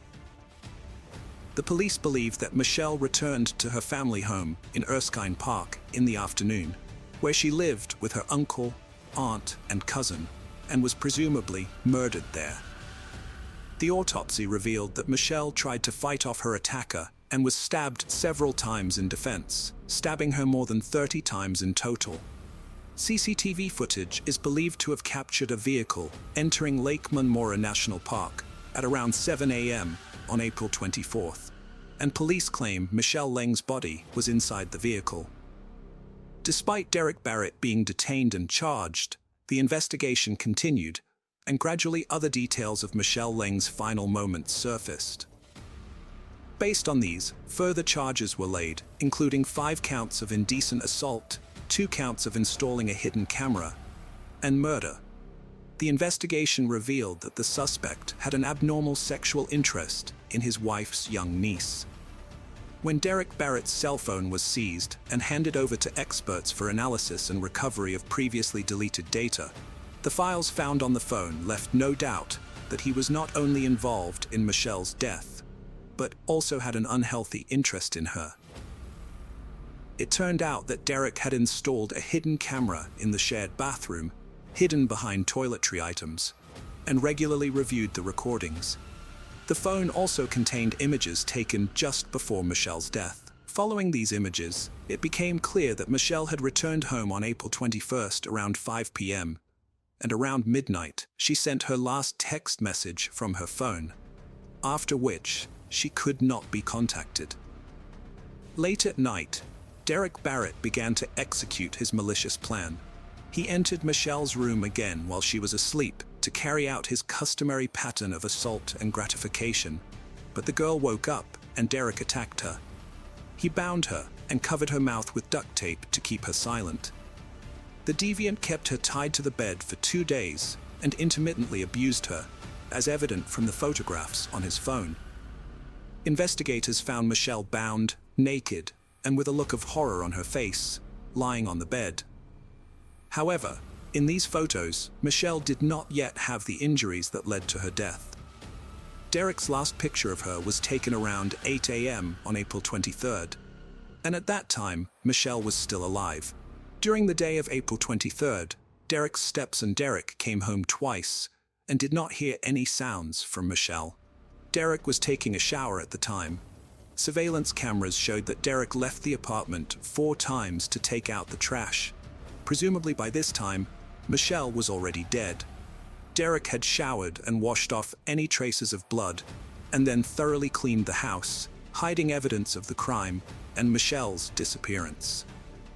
On April 24th at 7 a.m., Derek drove to Snapper Point. On the way, he stopped at a gas station where he bought drinks and filled his car with gasoline. That's where he was caught on CCTV cameras. Upon arriving at Snapper Point, he disposed of Michelle's body and took some pictures around 9 a.m. Afterwards, Derek visited his parents, who noticed nothing unusual in his behavior, and then returned home to await his wife's return with absolute equanimity. He repeatedly claimed that he had not seen Michelle and that the girl had not returned home, and cynically accompanied his wife to the police station to file a missing persons report. On June 29, 2016, the first court hearing was held. Barrett's lawyer, Bill Whitby, told the local court that Barrett was pleading not guilty and that he was as shocked and upset by Michelle's death as the rest of the family. Michelle Leng's friends and family were present in the packed courtroom, but Derek Barrett did not need to attend in person. He appeared later via video link. The fact is that the day before, the defendant reported that he did not remember much in the hours before he killed Michelle Leng because he had taken illegal drugs. He also told the court that he had only vague memories of the 2-hour trip to Snapper Point, where he threw Michelle Leng's body off the cliff. Before attending the court hearing, Derek Barrett was examined by a psychologist. However, forensic psychologist Dr. Richard First disputed the defendant's claims of memory loss. He testified and found Derek Barrett mentally fit to be punished to the full extent of his sentence. Dr. First testified that the drugs the suspect was taking did not cause memory loss. and that all of his actions, from the murder to the disposal of the body, were clear and purposeful. Respected forensic psychiatrist Dr. Richard First also stated that Derek Barrett's intelligence, concentration, and memory were within the normal range. He did not believe Barrett's claims of memory loss and said the number of stab wounds indicated sadistic tendencies rather than memory lapses or acting on emotions. The psychologist also rejected Derek Barrett's claim that he did not feel sexually attracted to the victim. Dr. Richard First also told the court that the accused feigned amnesia to reduce his responsibility for the crime, after he claimed he could not remember the period when he apprehended and killed Michelle Leng. Speaking at the trial, Derek Barrett attempted to justify his crime by claiming he was addicted to illegal drugs. However, this assertion was refuted by Dr. Richard First, who pointed out that Derek's claim was self-contradictory, as it was evident that the suspect had gained weight during that time period. Judge Wilson stated that in his 30-year career as a criminal defense attorney, he had never encountered an obese, substance-dependent individual. Regrettably, there was nothing genuine about Derek Barrett's behavior in the courtroom. In Sydney, Derek Barrett's demeanor in court gave the impression of a psychopath. His crime was not the result of a drunken night, poor life choices, or childhood abuse. In August, at a retrial hearing, Derek Barrett pleaded guilty to murdering and kidnapping Michelle Leng, as well as twice sneaking into her room while she slept and making videos. He also admitted taking 19 explicit photos of Michelle Leng shortly before her death. Barrett said he could not remember the 48-hour period during which he killed the girl, including cleaning up the crime scene and dumping her body, because he was under the influence of illegal substances. He said his only memories were of an argument, blood in the bathroom, and the terrified face of his niece screaming at him. However, Judge Wilson said she did not believe Derek Barrett was telling the truth about his memory loss, nor did she believe he was truly sorry for what he had done. The Leng family consoled each other while Derek Barrett wiped away tears, telling them, "I deserve to live. This should never have happened." Passing sentence, Judge Helen Wilson condemned Derek Barrett's actions as depraved and sadistic, committed by a person in a position of trust. The judge detailed Barrett's disturbing fantasies and actions in court, making it clear that he had failed to fool anyone. Although the events were deeply etched in his mind, Barrett claimed they were merely vague memories. During the court sessions, Barrett showed no emotion and repeatedly spoke the victim's name. Chief Inspector Gary Jubilin of the NSW Police Homicide Unit stated that the crime was horrific and senseless, and while justice was served, there was no joy in such a case. Judge Wilson sentenced 28-year-old Barrett to 34 years and 6 months in prison, with a maximum term of 46 years. He will be eligible for parole in 2050. Barrett displayed no emotional reaction when sentenced. Michelle's mother, Mrs. Zhang, expressed gratitude to the Australian and Chinese communities for their support during her time of immense grief. She also thanked the NSWAT police, including Detective Inspector Jubilin, for their investigation into her daughter's death. A fund has been established to cover the costs of Miss Leng's funeral and to provide support for her mother when she returns to China. However, Michelle Leng's tragic story did not end there. 4 years after the crime, an unexpected event occurred. A woman visiting her elderly, dementia-affected mother found an unknown USB device in the mother's hands. Upon examination, the device contained disturbing videos and photos of Michelle Leng's abuse shortly before her murder. The police were able to match the photos to those that Derek Barrett had deleted from his phone in an attempt to conceal his crimes. In 2020, Barrett was charged with additional sex offenses based on this new evidence.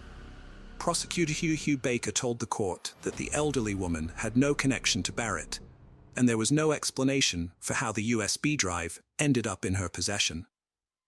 The horrifying and depraved secret, discovered by chance, led to Barrett receiving additional years of punishment to his already lengthy sentence.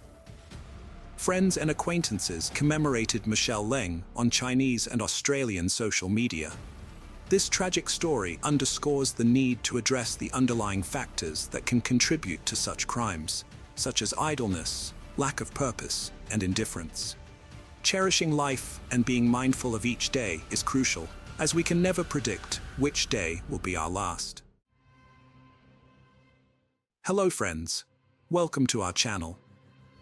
Today we're going to take a look at another horrible case with you, the case of Dawn Hatchney. December 26, 1997, during the early morning hours in East Bremerton, Washington, a neighbor noticed smoke coming from the Hatchney residence and alerted the other neighbors. It didn't take long before a 911 call was made, and authorities rushed to the scene. Authorities arrived and got the fire under control, only to then make a grueling discovery, accompanied by a smell of burning flesh that made them fear the worst. Inside, they unfortunately found the body of a 28-year-old woman, whom the neighbors immediately recognized as Dawn Hatchney. Her husband, Nick Hatchney, had gone for a hunting trip with friends, and around 10 a.m. he came back home with their dog, only to find the house had been on fire, and his wife had died as a result of it. Initially ruled as an accidental fire, a gruesome discovery years later would reveal something far more sinister behind it. This is the heartbreaking case of Dawn Hatchney. Dawn Marie Tahara was born on December 5, 1969, in Seattle, Washington, to Donald Tahara and Diana Pearl. Donald worked in a shipyard, while Diana took care of the home. Dawn was their eldest child and only daughter, and she grew up with her three brothers, Dennis, Darren, and Derek, in Bremerton, Washington. According to her mother, Dawn's devoutness began at an early age, with her embracing faith and accepting the Lord into her life when she was 4 years old. During her childhood, Dawn faced hardships due to her parents' struggles with anxiety and depression, which often led to frequent conflicts. Around 1980, Diana met a new man, prompting her departure from the family to move in with him. This led to the arrival of another baby. However, the relationship hit a snag, forcing Diana alongside her newborn to return to Donald and her other children. Despite these childhood obstacles, Dawn turned all her challenges into doing well in school, dedicating herself to achieving excellent grades. At just 12 years old, she had participated in the Scripps National Spelling Bee, an opportunity that not only led her to the White House, but also allowed her to meet the late former President Ronald Reagan. In 1988, Dawn graduated and achieved the honor of being the valedictorian at Bremerton Christian School before joining the Northwest College of the Assemblies of God in Seattle. During her college years, she met Nick Hatchney, and an immediate connection blossomed between them. However, Dawn's friends grew concerned when she referred to Nick as the man of her life after just a few dates. They hoped their friend would find a partner capable of providing unwavering support and genuine affection, as they perceived Nick as overly assertive and excessively self-confident, qualities they believed did not align well with Dawn's personality. Nick's upbringing was similar to Dawn's in some ways. He was born and raised in Washington, but unlike her, he came from Paulsbo, a coastal city in the state. Nick also faced challenges within his family from a young age. His father, Dan, was deeply immersed in his work as a mechanic and remained distant when at home, neglecting family time and household responsibilities. Meanwhile, his mother, Sandra, juggled running a home daycare and providing foster care, leaving Nick feeling neglected. He confided in his friends, expressing a sense of being less favored than his siblings, and even the foster children, perceiving his mother's feelings toward him as a form of hatred. Struggling through his mother's prolonged bouts of depression and his emotionally distant father, Nick lacked the emotional support or connection he needed from his parents. Despite this isolation, Nick found solace and deepened his involvement in Christianity by seeking comfort in the Bible. While his faith bolstered his self-assurance during his adolescence, it occasionally distanced him from others due to his newfound confidence. Nick and Dawn first met at their shared college. Dawn's friends found it strange that she would show interest in Nick, given his contrasting traits. Over time, they noticed a change in Dawn. She had always displayed confidence through her extroverted nature, was self-sufficient and driven, striving to achieve new goals. However, in Nick's presence, she became timid, withdrawn, and indecisive, frequently deferring to Nick's choices, even if they conflicted with her preferences or made her uncomfortable. It seemed as though Nick had a negative influence on her, rather than bringing out her best self. Despite this, their love endured and their relationship persisted, eventually leading to an engagement after Nick proposed on Alki Beach in 1990. They solidified their commitment with marriage on April 20th, 1991, and subsequently moved to Bremerton. At that point, both had completed their degrees. Dawn secured a position as a parole officer, while Nick embarked on his role as a youth pastor at Christ Community Church on Bainbridge Island, situated across the bay from Seattle. Nick had aspired to become a youth pastor, specifically targeting Christ Community Church, due to his bond with his former youth pastor, Bob, also known as P.B. Smith. At that time, P.B. Smith remained with the church, having overseen its affairs since the late 1980s, but had now partnered with Pastor Robert "Billy" Craig in guiding the congregation. P.B. Smith adopted a more amiable, yet conservative approach to church leadership, whereas Pastor Robert was known for his stringent and radical teachings. Throughout their marriage, Nick consistently made decisions without any opposition from Dawn. This was the case because both Nick and Dawn adhered to Christian fundamentalism, a community where the wife is expected to submit to her husband's authority, believing it aligns with God's plan. At Christ Community Church, this ideology was explicitly promoted and deemed acceptable. The church even practiced exorcisms on afflicted members, advocated for families to have as many children as deemed by God, and endorsed homeschooling for these children.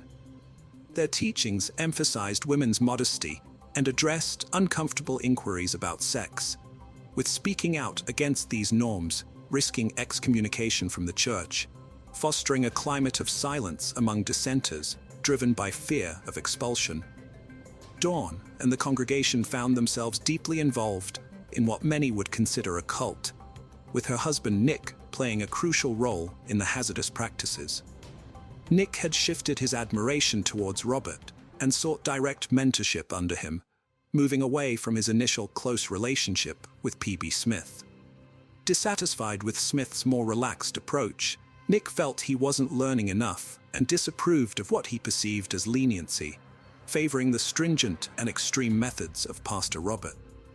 In contrast, Robert saw Nick as a way to accomplish his own agenda, removing Smith and assuming complete control as the senior pastor of the church by 1997. Dawn and Nick had frequently relocated and resided in properties they refurbished to sell, encountering various home-related issues. Dawn, on the other hand, yearned to establish a family and settle into a permanent residence. To address this, Nick found a fixer-upper in East Bremerton, intending for them to move in, renovate, and make it their home. However, the home purchase, renovations, and their house-flipping venture had pushed the couple into debt. Although their outward appearance portrayed a seemingly flawless relationship, with Dawn portrayed as the supportive wife accommodating Nick's desires, underlying issues existed far beyond anyone's perception. Dawn had jokingly requested to a friend about potentially living with her instead of returning to her parents, in case he and Nick ended their relationship. Meanwhile, Nick continued accumulating debt by regularly loaning money to fellow church members. He embarked on his ambitious venture of establishing a Christian youth camp, which predictably proved to be financially burdensome. However, fueled by his fervent desire, he fully committed to the project, even beginning to scout properties in Jefferson County, convinced that one of these would serve as the perfect location for the camp. His determination intensified when a congregant, a woman named Sandy Glass, asserted receiving a divine vision, affirming that the property Nick had his eye on was destined to become the site of the youth camp he envisioned. Sandy, a woman in her 20s, had already faced significant hardships in her life. Her first boyfriend had passed away due to an unspecified illness, and her father had died in a construction accident. Additionally, her brother battled with addiction. Sandy was married to a man named Jimmy, and their financial situation had been strained for some time. They relied solely on Jimmy's income as a carpenter, with Sandy staying home to care for their children.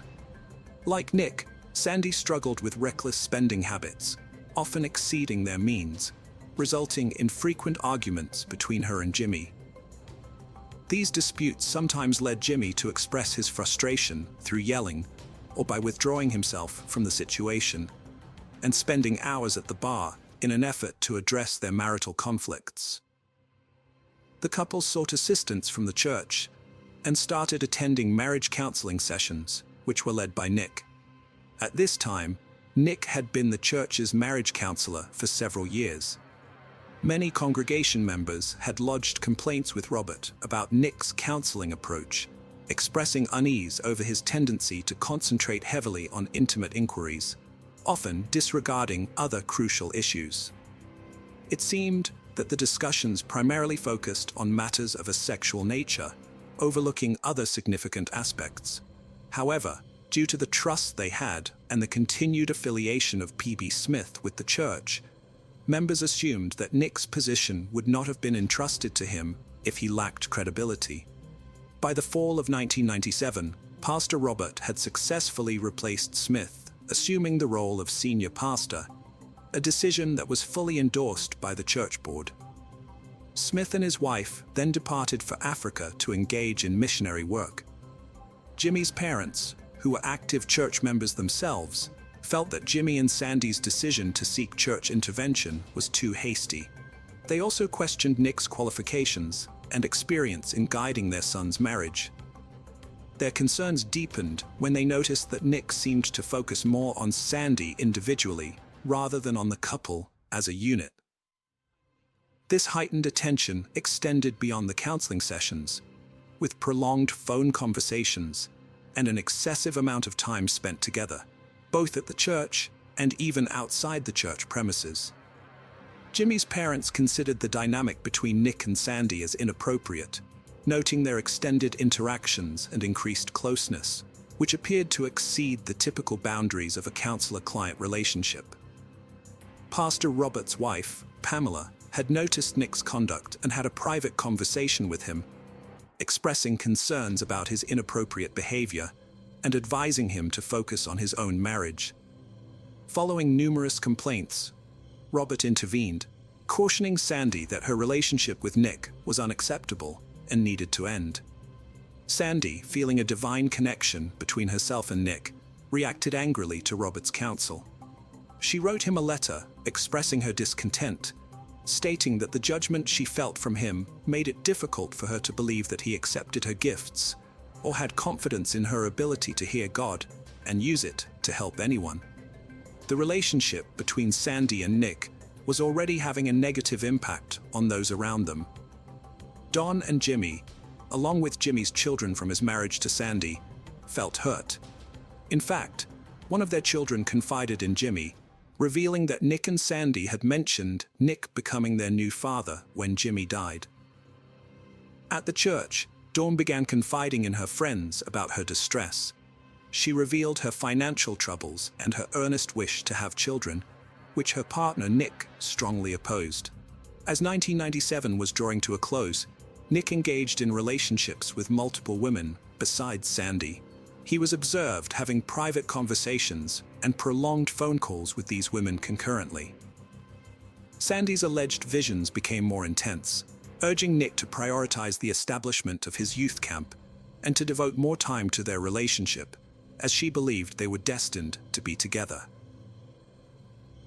Dawn, on the contrary, made numerous efforts to rekindle Nick's happiness with her, even going to the lengths of attempting to lose some weight. Certain women within the congregation endeavored to console her, affirming that the issues between her and Nick were not a result of her actions, but rather stemmed from Nick himself being the core problem. Regrettably, her life hadn't unfolded as she had envisioned when she entered into marriage with him. Fast forward to Christmas, Dawn woke up feeling unwell. Despite being sick with a cold, she and Nick visited her family, spending the entire day together. Later in the evening, they went to P.B. Smith's residence, joining his family for some time. Plans were made for Nick to go hunting with Lindsay Smith's daughter and her friends the following morning on the 26th. Just before dawn, Nick met up with his companions at Hood Canal Bridge in Jefferson County for a hunting trip. After spending a few hours in the woods without firing a single shot, they decided to leave and headed to a local diner for breakfast around 9 a.m. While everyone was eating, Nick suddenly stood up, appearing concerned, and exclaimed that he and Dawn hadn't opened their Christmas presents. Around 9:30 a.m., Nick departed from the diner and returned home by 10 a.m., only to discover the tragic news of his wife's demise in a fire. Investigators revealed that the fire initially remained contained in the bedroom, sparked by a malfunctioning space heater. The blaze rapidly escalated due to the presence of newspapers and wrapping paper within the room, exacerbated by the multiple propane containers on the floor. Strangely, despite Nick informing his friends at the diner less than an hour earlier that they hadn't yet opened their Christmas gifts, he told the authorities that they had opened presents the previous night. He explained that due to Dawn feeling unwell, she went to bed without tidying up the wrapping paper. Additionally, Nick claimed to have received the propane tank as a Christmas gift. The couple had been relying on space heaters during the winter, while their home was under renovation. These older space heaters lacked the safety features found in modern versions, leading to frequent fires and fatalities. The police found no discrepancies in Nick's account, and as a respected local pastor, he was a trusted figure in the community. This left the law enforcement with no reason to suspect anything other than an accidental death for his wife. Concerned for their pastor's well-being, Nick's congregation sought ways to support him during what they believed was an extremely difficult time. Pastor Robert even proposed attempting to resurrect Dawn through prayer, but Nick declined, citing his wish to spare her from any potential suffering.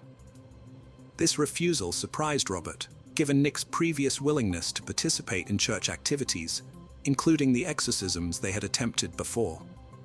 Mary Glass, Sandra's mother-in-law, immediately suspected Nick's involvement in Dawn's death, convinced it was not an accident.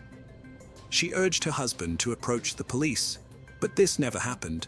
Within days, Dawn's death was officially deemed accidental, and the Bremerton police handed the case over to Nick's insurance company.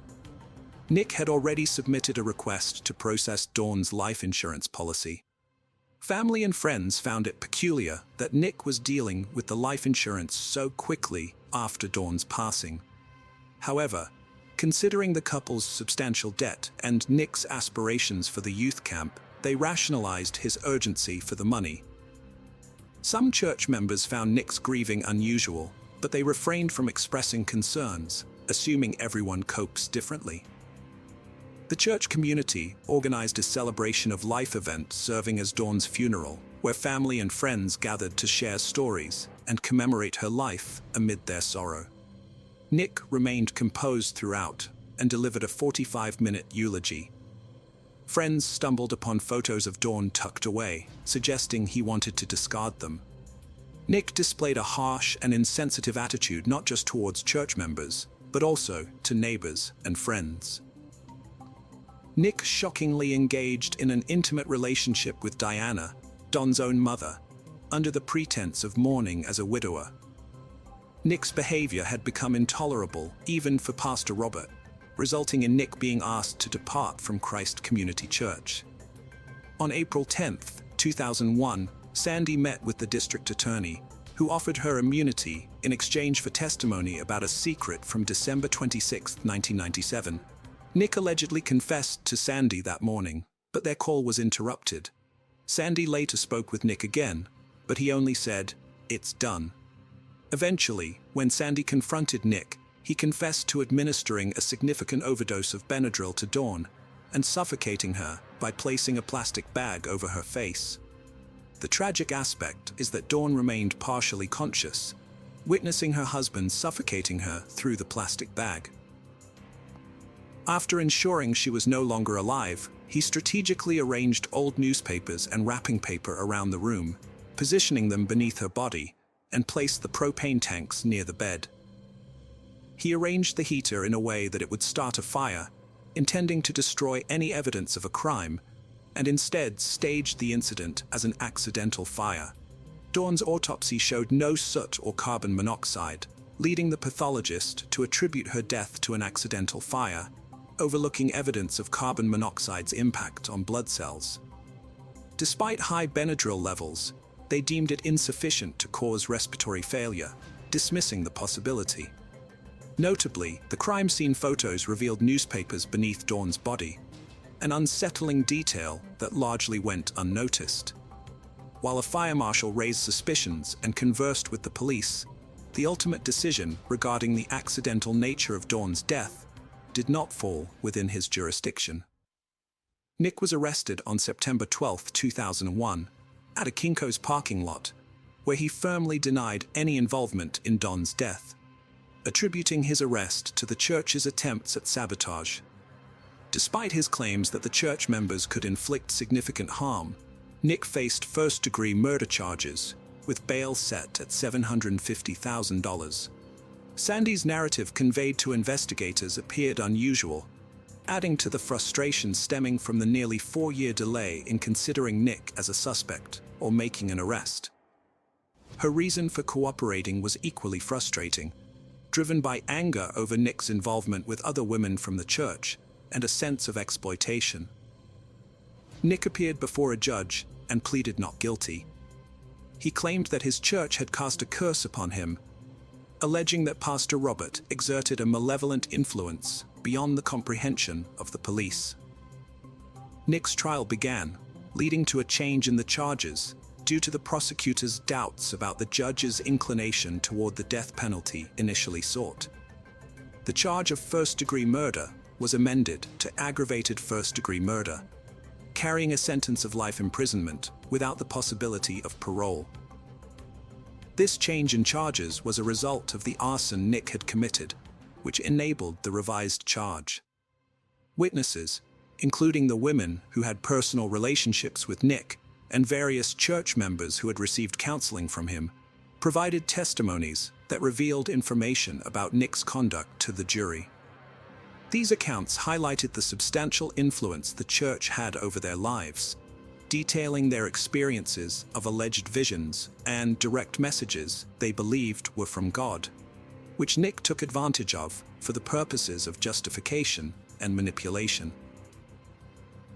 Smith's daughter testified, recounting how she was introduced to Nick through her father, and how Nick had groomed her during her teenage years, with their sexual relationship beginning shortly after Dawn's death and continuing until the daughter eventually moved away about a year later. Doctors and forensic experts also testified, highlighting that Dawn's body contained crucial evidence about the events of that day. However, these important indicators were disregarded due to Nick's status as a pastor, despite the unusual lack of soot and carbon monoxide exposure for someone who was alive and breathing during a fire. The defense strongly contested these allegations, concentrating their efforts on portraying Sandy as the jealous, vengeful ex-partner who fabricated accusations upon discovering Nick's infidelity with multiple women.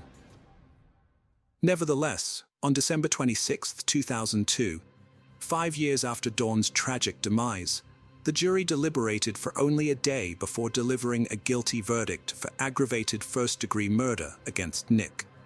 During the subsequent sentencing on February 7, 2003, Nick addressed the courtroom, which included Dawn's friends and family.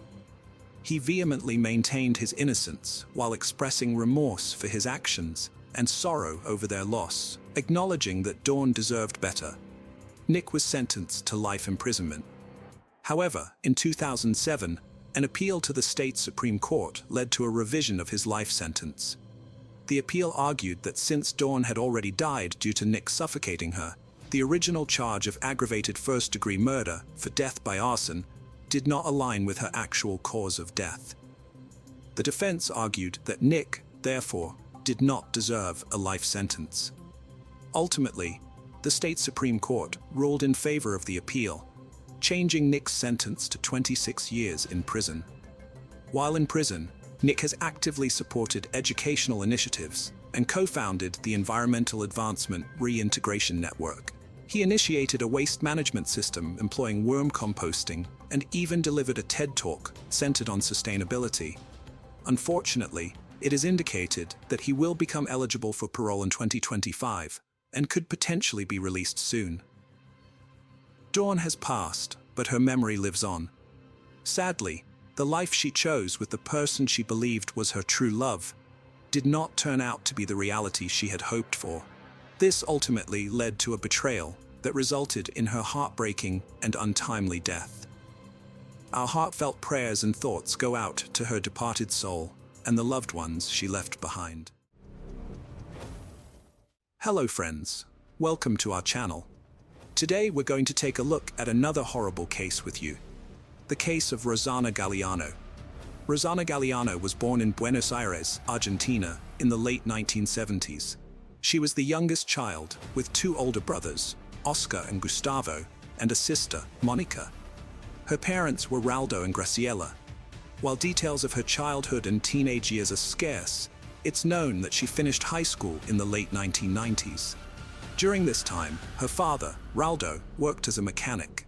In early 2001, Jose Arce visited Raldo's workshop, where he met Rosana. Born on November 22, 1948, Jose had spent over 30 years living abroad, including time in Greece and the United States, where he was imprisoned for 4 years for drug trafficking. He returned to Argentina in 1996, owning 8 properties in a posh area of Buenos Aires. Jose and Rosana started dating quickly after meeting at her father's shop, where he brought his vintage car for repairs. Despite their significant age difference, Jose appeared financially stable, thanks to his mother Elsa, who still lived in the United States. When 52-year-old Jose proposed to 22-year-old Rosana, her mother Graciela expressed concerns about their age difference. Jose argued that age was not an obstacle to love, and Graciela turned to Rosana for reassurance. Rosana confirmed her desire to marry him in a whisper. The couple got married on November 17, 2001, just 7 months after meeting. Jose attributed his cheerful, modern, and smart personality to winning Rosana over. They soon had a son named Gono, but problems began to emerge soon after.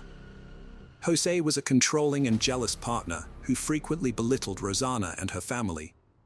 The emotional abuse escalated into physical violence, leaving Rosana feeling trapped and terrified. Jose's intimidating presence, reinforced by his possession of 2 guns, allowed him to maintain control, a situation that Rosana's family was painfully aware of. He would often flaunt his guns when they had visitors, or when he visited others. On one occasion, Rosana's brother Oscar witnessed Jose physically assaulting her while they were painting their house, telling her to shut up before hitting her. Another time, Rosana's father noticed bruises on her back, and she revealed that Jose had dragged her across the pavement. Despite these challenges, Rosana and Jose had their second child, and Rosana tried to make the relationship work, hoping to provide a stable home for their children. However, her efforts were consistently thwarted by Jose's temper and disrespectful behavior. Moreover, Jose's mother Elsa exerted control over their household from a distance, making decisions about their lives during her brief visits to Argentina. By 2006, Rosana had reached her breaking point after enduring years of unbearable abuse, and she finally found the courage to report Jose for domestic violence. Her family, however, remained largely oblivious to the full extent of her suffering. Months later, Rosana filed a second complaint, which included a request for a medical examination to document her injuries. It was then that she confided in her sister Monica, and the two made a pact to stay in close contact, reaching out to each other whenever something happened. Monica became Rosana's safe haven and primary source of support, providing a refuge from the unbearable realities of life with Jose. Rosanna would often visit Monica's apartment with her children, though Jose would dictate when they had to return, frequently backing up his demands with death threats. Rosanna made the difficult decision to move in with Monica and the children, leaving Jose to stay in his own home. After a period of time, Rosanna took further action by filing another complaint and seeking a divorce, which resulted in a restraining order being issued against Jose. From then on, the only times they met were during child visitation sessions at a neutral location in El Romanzo Exal de la Cruz, as arranged by the court. Rosanna confided in her neighbor, Daniel Gonzalez, a married father of one who worked as a gardener. Rumors began to circulate about a possible romantic relationship between Rosanna and Daniel, although this was never confirmed. Meanwhile, Jose's threats persisted, and Rosanna shared a chilling voicemail with her brother Oscar, in which Jose casually spoke about killing her in mid-2007 while socializing with friends at a bar. Rosanna met Oscar Lugo, a 32-year-old man from Marino who worked in a sewing workshop. They quickly became close, exchanging phone numbers and starting a romantic relationship. Oscar was an old-fashioned gentleman who treated Rosanna with kindness, attention, and listened to her, which was a welcome change after all the turmoil she had faced. By December 2007, Oscar had become a part of Rosanna's holiday celebrations, even dressing up as Santa Claus to delight her two sons. However, their happiness was threatened by Jose, who was keeping a close eye on Rosanna's every move and was aware of her new relationship. The looming divorce had panicked him. Jose tried to persuade Rosanna to end things with Oscar by offering her a truck, but she refused. When Rosanna had a severe nervous breakdown, it was Oscar who accompanied her to the hospital, not Jose. Running out of options, Jose, with the help of his mother Elsa, concocted a plan to hire a hitman, whose identity remains unknown. On January 16, 2008, Rosanna and her sister Monica went to El Rano to pick up her sons, aged 4 and 3. However, Jose delayed the handover, making excuses. At 9:15 p.m., Jose called Rosanna, claiming that Geronimo had a fever and that he would take him to the hospital and return him the next day. But Rosanna insisted on taking care of Geronimo herself and asked for the children to be returned. The call was brief, and Rosanna then went back inside. Around 10 p.m., Rosanna sent Oscar Lugo a casual text about their plans for the next day. Later, at 10:50 p.m., Rosanna and Monica sat down for dinner when Jose called again, unleashing a deadly trap. Rosanna stepped out into the garden to improve the reception, but a shadowy figure emerged from behind the trees and shot her 4 times with a .45 caliber gun. Monica, hearing the shots, screamed as Rosanna staggered and fell. Panicked, Monica tried calling 911, but the call wouldn't go through. She then asked her boyfriend to alert the police. Meanwhile, Oscar Lugo, oblivious to the events, attempted to contact Rosanna at 11 p.m., but got no response. He then tried to reach Monica, but she didn't answer. The police investigation revealed that the shooter had entered from an adjacent vacant lot. A witness reported seeing someone fleeing through a gap in the fence, but couldn't provide a clear description due to the darkness. Jose was left stunned after being questioned and subsequently requested a lawyer to take over the proceedings before departing the following day. Meanwhile, a red sweater was discovered during further searches, which Rosanna's relatives identified as belonging to Jose, solidifying his position as the prime suspect in their minds. The case garnered widespread media attention, sending shockwaves throughout the country and sparking a scandal as Jose and his mother publicly proclaimed his innocence, while also making disparaging remarks about Rosanna and suggesting that her multiple lovers should be investigated instead. After the incident, Daniel the gardener became reclusive, shunning all human contact.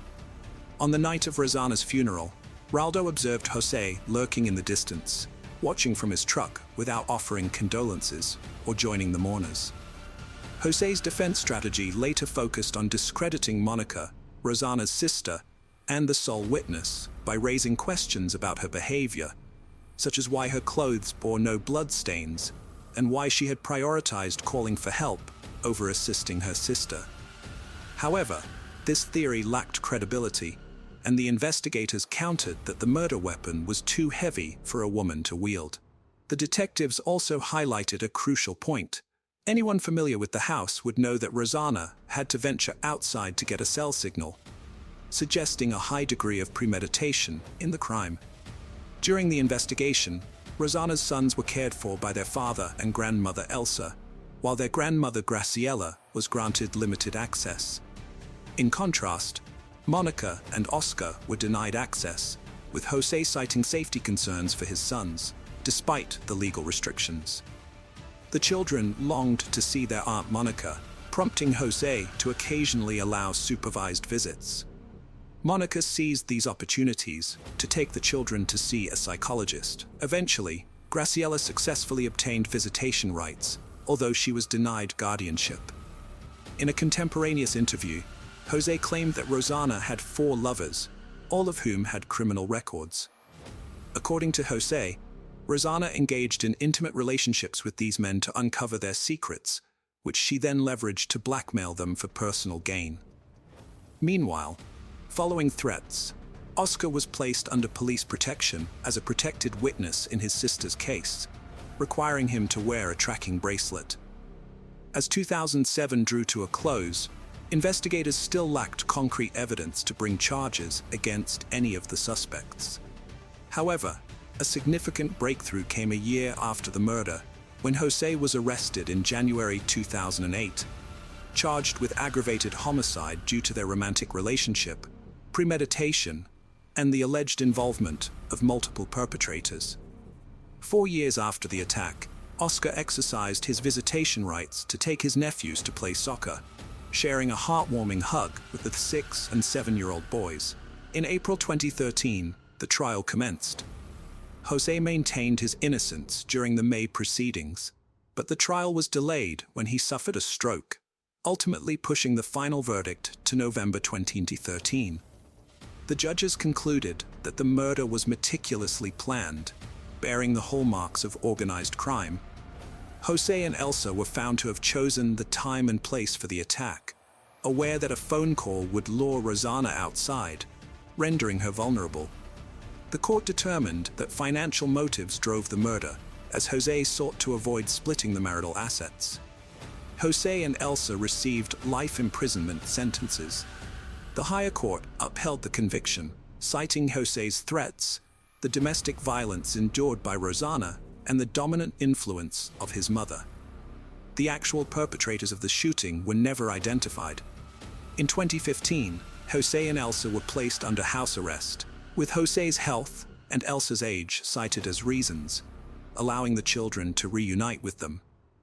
The media continued to follow the children's story for years, during which Monica and Graciela had no contact with them. The boys were shuffled between homes familiar to their father, but unknown to Rosanna's family.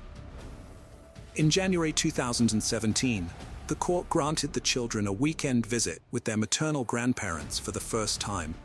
The Galliano family prepared their home with fresh paint, a thorough cleaning, and decorations, and Graciela cooked their favorite dish. That weekend, the Galliano home was filled with joy as the boys played soccer, video games, and even asked to sleep in their grandmother's bed, whom they hadn't seen in over 2 years. On November 24, 2018, Jose passed away after another stroke.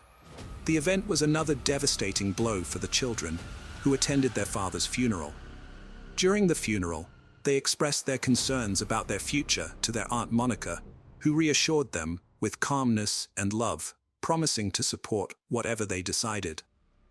They chose to live with Monica, who then had to confront Elsa to communicate the boys' decision. Through these and many other instances, it was clear that Monica always prioritized her nephew's wishes, whether they wanted to talk or preferred silence. Monica's primary goal was to provide stability and comfort for the boys.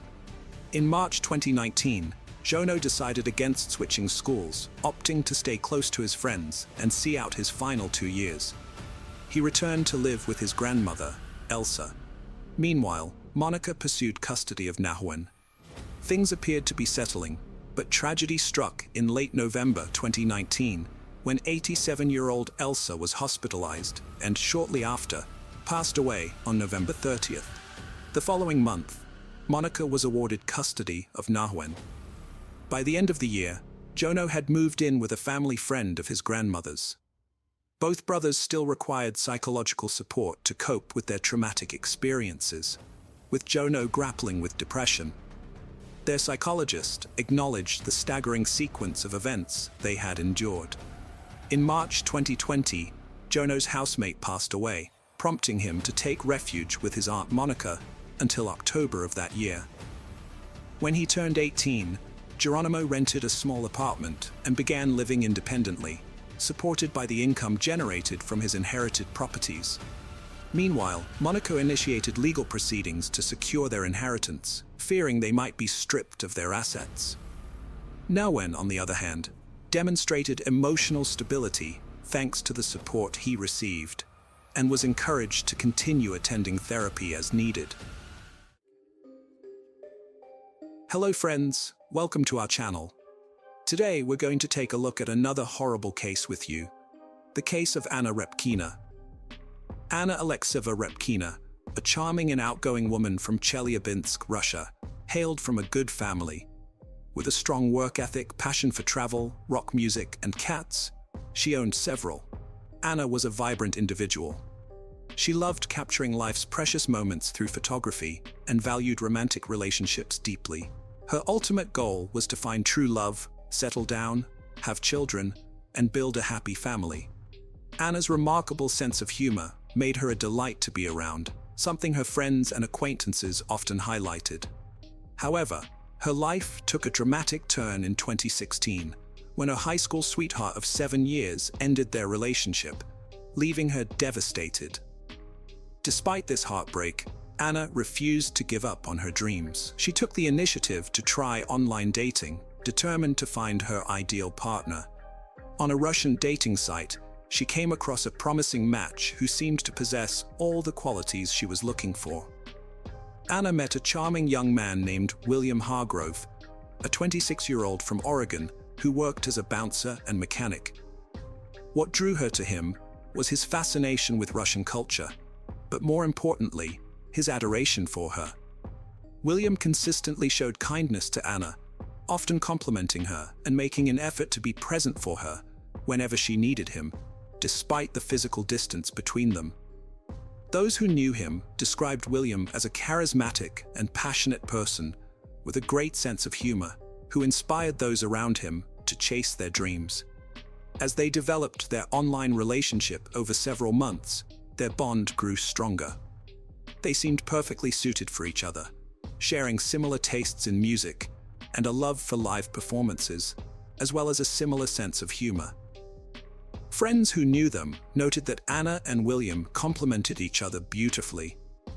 William's caring nature was evident in his thoughtful gestures, such as sending Anna flowers despite being separated by oceans. Anna and William's online chemistry was undeniable, but they wanted to confirm their connection in person. So in December 2016, they decided to take their relationship to the next level. Anna booked a flight to Oregon to spend the Christmas holidays with William. However, she initially made a mistake and booked a ticket to Portland, Maine, instead of Portland, Oregon. Before realizing the error, she had already flown to Maine, but she was determined to make it work. After fixing her flight issues, Anna finally arrived in Oregon. William picked her up from the airport, and they spent the next 10 days together. He took her on sightseeing trips, and they enjoyed activities like visiting the seaside, playing in the snow, and cuddling by the fire. William also introduced her to his friends, and they celebrated New Year's Eve together, sharing a romantic kiss at midnight. It was the perfect Christmas experience for Anna. After a whirlwind 10-day visit, William popped the question to Anna using his grandmother's emerald ring, and she happily accepted. However, what Anna didn't know was that William was leading a double life. During their time together, he had also been secretly seeing his 33-year-old landlady, Michelle Chavez, behind her back. William rented a room in Michelle's house, and it seemed he also held a special place in her heart. Michelle was married with 2 children, but this didn't deter her romantic involvement with William. Their affair had been ongoing for over a year when Anna, William's girlfriend, visited Michelle's home. Unbeknownst to Anna, she was meeting her rival, as Michelle was her boyfriend's landlady. Michelle showed understanding when William brought Anna to her home, perhaps thinking William would never leave her or believing Anna was insignificant, much like her own husband. Whatever the reason, Michelle didn't expose their secret. It wasn't until Michelle discovered the engagement ring that her husband's stance on the situation became clear to everyone involved. Meanwhile, Anna returned to Russia, unaware of the drama she had left behind. After posting a photo of her engagement ring on Facebook, the social media algorithm brought the post to Michelle's attention. Michelle's anger wasn't solely due to William's engagement to another woman.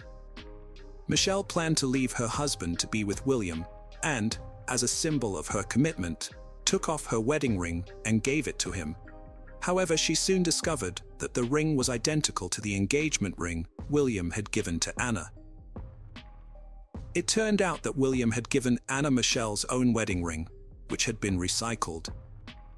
Michelle confronted William about this, and he tried to calm her down, insisting that Anna meant nothing to him and promising to break off their engagement on March 1, 2017. Meanwhile, Anna had packed her bags, including her wedding dress, and had quit her job, ready to start a new life with William in another part of the world. Michelle was unhappy about this development. Anna's mother, Yelena, also had reservations about her daughter's hasty decision. She was unsure about William, whom Anna barely knew, and thought she was rushing into things. Anna, however, was convinced that she was in love and saw no reason to wait. Yelena finally released Michelle from her grasp. Michelle, realizing Anna's visit was not a social call, grew angry.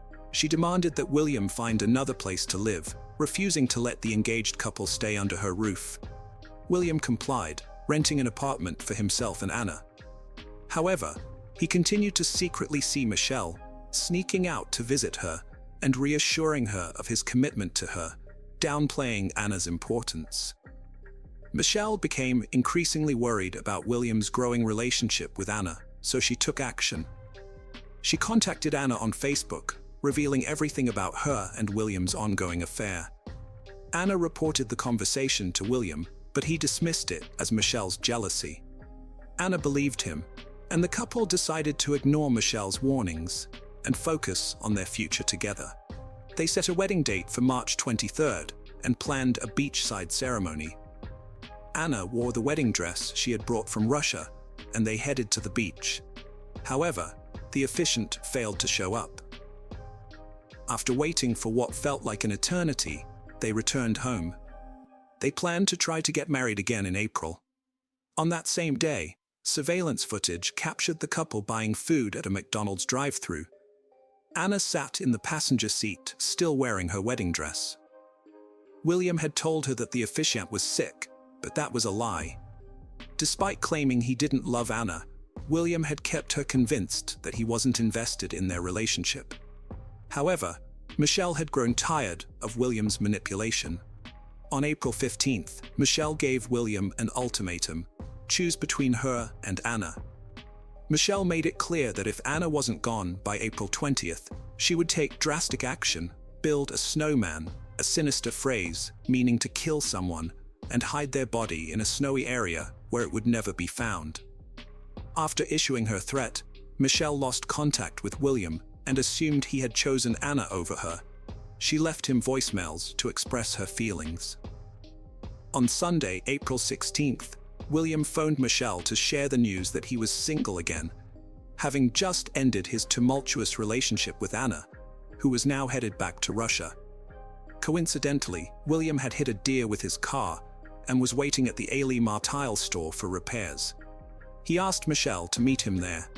As it was Easter Sunday, Michelle was attending a family gathering, but she excused herself to join William. When she arrived, they reconnected by having an intimate moment in William's car, reaffirming their strong connection.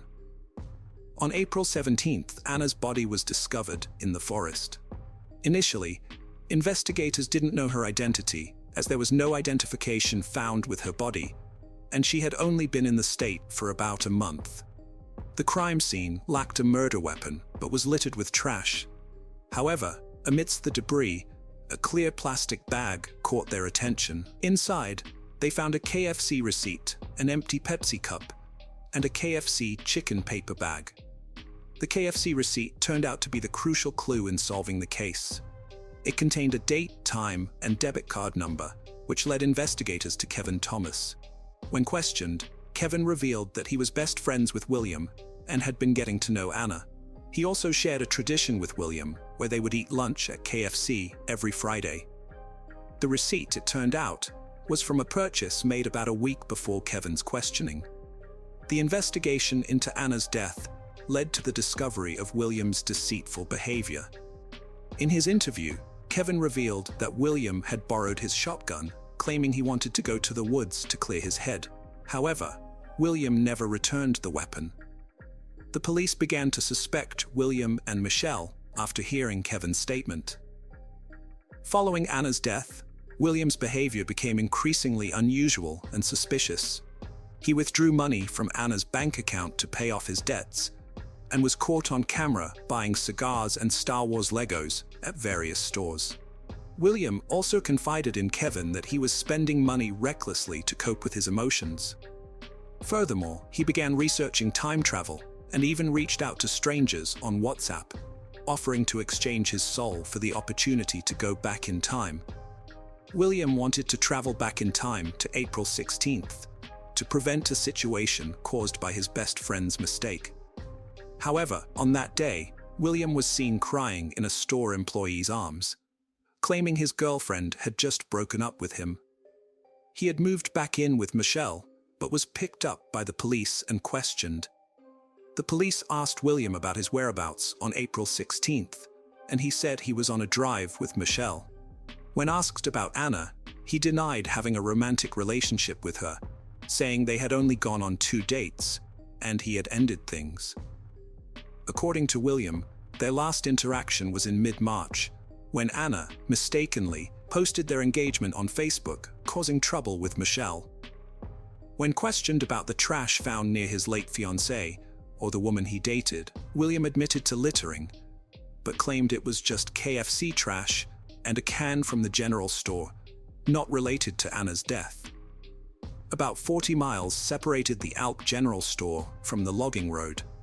However, the investigators did not believe William's alibi. Lieutenant Chris Duffett, one of the investigators, quickly increased the pressure by revealing that William's trash had been discovered near a murder victim at a different location. Initially, William reacted with surprise and heartbreak, feigning disbelief that he was being questioned about a murder. 2 days after Anna Rapina's body was found, her fiancé William Hargrove was arrested for her murder on April 19th. During the investigation, Michelle was also questioned about her whereabouts on April 16th, the day Anna was killed. At first, Michelle stuck to a rehearsed alibi, claiming she and William had spent the day together, with William picking her up from her mother's house and going on a drive. However, Michelle later changed her story, admitting she had lied initially. She then claimed that she and William had planned to meet up, but he never called or showed up. When the police revealed that William was in custody for murder, Michelle's response was surprisingly calm, saying only, "Okay." The investigator pressed Michelle on her lack of emotion, which eventually broke down, and she tearfully attributed her initial calm to being in shock. William Hargrove was indicted on charges of murder, identity theft, and 2 counts of theft in June 2018. His trial began in October 2019, with the prosecution seeking the maximum penalties for each charge, while the defense argued for a more lenient sentence. William's defenders claimed he was innocent and that Melissa, the spurned lover, was the true culprit. However, the prosecution presented a strong case against William, backed by evidence and motive. The evidence showed that William was torn between 2 lovers, with Anna pressuring him to make a choice.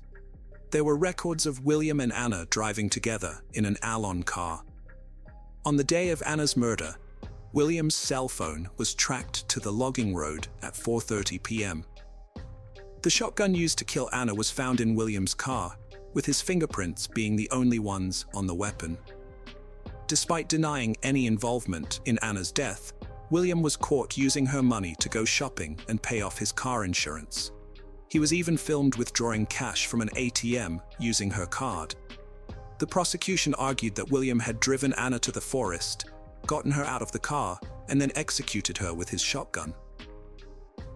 The prosecution claimed that William was faced with a choice between Anna and Michelle, leading to his actions. In contrast, the defense argued that their client was innocent. According to the prosecution, the evidence pointed to Melissa as the perpetrator. A threat from Melissa to build a snowman with Anna, her cell phone found near the logging road, and Anna's cell phone discovered in Melissa's house suggested that Melissa had planned the crime. Melissa, who was not charged with any crimes, testified as a witness for the prosecution. She revealed that she worked as a late-night cab driver and was married to an Oregon State University instructor, but their marriage was loveless and open. She met William at a bar where he worked and, with her husband's permission, began a romantic relationship with him. As they grew closer, William rented a room in her house. When Anna entered the picture, Melissa was not threatened, having a similar open relationship with William. Melissa explained that by her second visit, she couldn't tolerate the situation anymore, especially when she saw her own wedding ring on Anna's finger. Although she had given William an ultimatum, she had no role in William's actions that hurt Anna. Melissa clarified that she never intended for Anna to get hurt or killed. She denied the defense's allegations, stating that the threat about building a snowman was just a joke, a light-hearted family comment, even if it was a bit extreme. She acknowledged that her cell phone was found in the forest, but William was the one who drove her there. She didn't know why or what he planned. Furthermore, William had given her Anna's cell phone the day before he was questioned. As his partner, she naturally held onto it for him. Melissa's testimony lasted 14 hours, and she was not the only one. Around 70 other people testified, including Anna's mother, William's best friend and roommate, some of Melissa's family members, and others. Throughout the case, Melissa faced intense scrutiny, particularly in her hometown in Oregon, where she was criticized and ostracized by the locals. Michelle had reached a low point and attempted suicide, but fortunately, it was unsuccessful. The prosecutor praised Michelle's efforts to take responsibility, calling her actions tough and super tough. After a month of court appearances, the judge asked the jury to deliver their verdict. The jury deliberated for less than 3 hours and returned with a decision. Despite the defense's efforts, they couldn't find Michelle guilty of Anna's death. There was no physical evidence linking Michelle to the crime scene or the weapon used.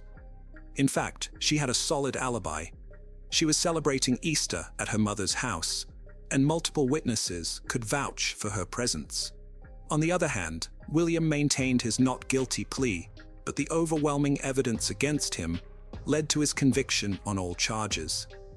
He was sentenced to life in prison with the possibility of parole in 25 years. Anna's attorney announced plans to appeal the verdict. Notably, the jurors developed a strong connection with each other during the trial. After the trial, they visited the logging trail, where Anna's life was tragically cut short, to pay their respects to her memory.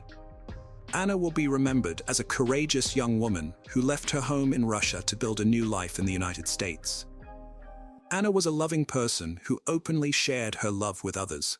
She was cherished by many during her lifetime, and her memory will continue to be loved and honored. The prosecutor, Amy Matsko, stated, "Hello friends, welcome to our channel. Today we're going to take a look at another horrible case with you. The case of Jenna Oakley. Jenna Oakley was born on March 2, 2001, in Indiana. She lived with her mother and two-year-old brother in a troubled home. Due to her mother's neglect and inability to provide a stable life, Jenna often found herself left alone from a young age. The situation worsened over time, leading to intervention from Child Protective Services in April 2016. As a result, Jenna and her brother were removed from their mother's care and relocated to live with Philip Oakley, who their father, and his wife, Rhonda, who was 52 years old at the time.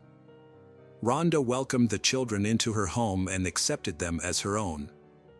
Philip later revealed that Rhonda had been eager to be a good mother to her stepchildren from the start.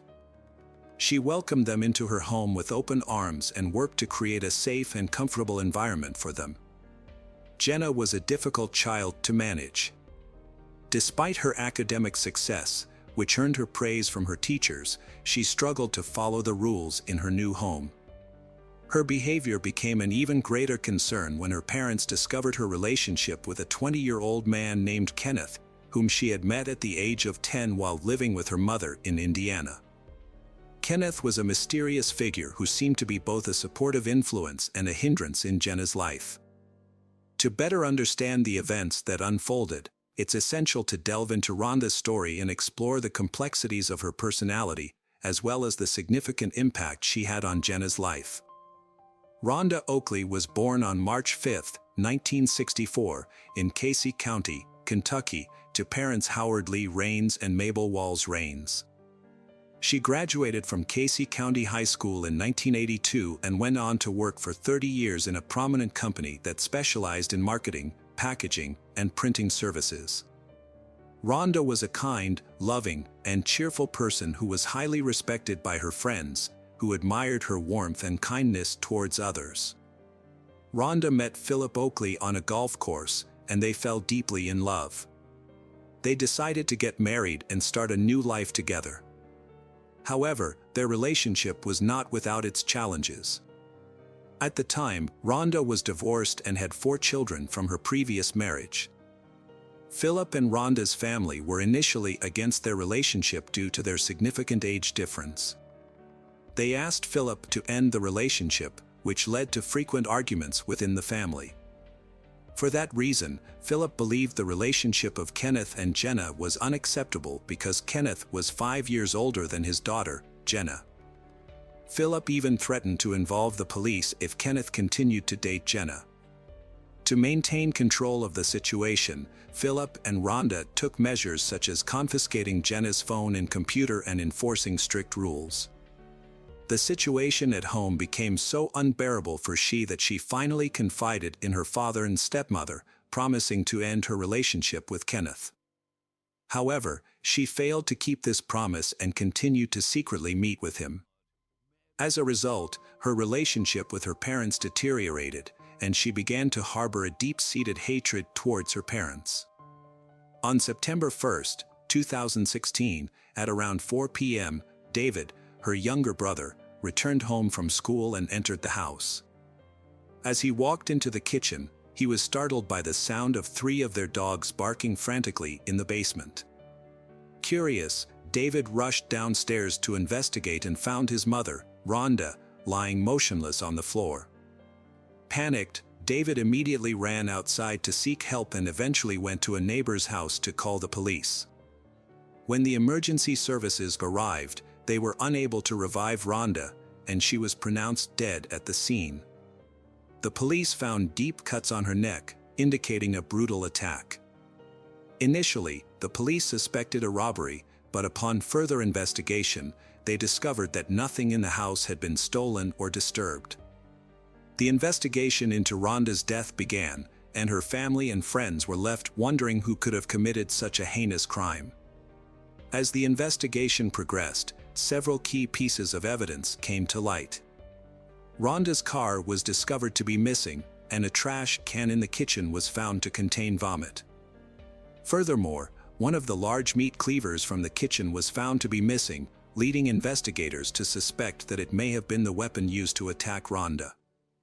When Philip returned home, he was questioned by detectives and informed them that his daughter, Jenna, had not attended school that day.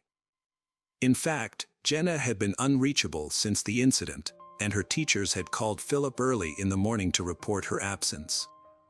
This led the police to believe that Jenna may have been kidnapped by the same individuals who killed Rhonda, and that she may be in danger. During the questioning, detectives asked Philip if he knew of anyone who might have wanted to harm Rhonda or the family.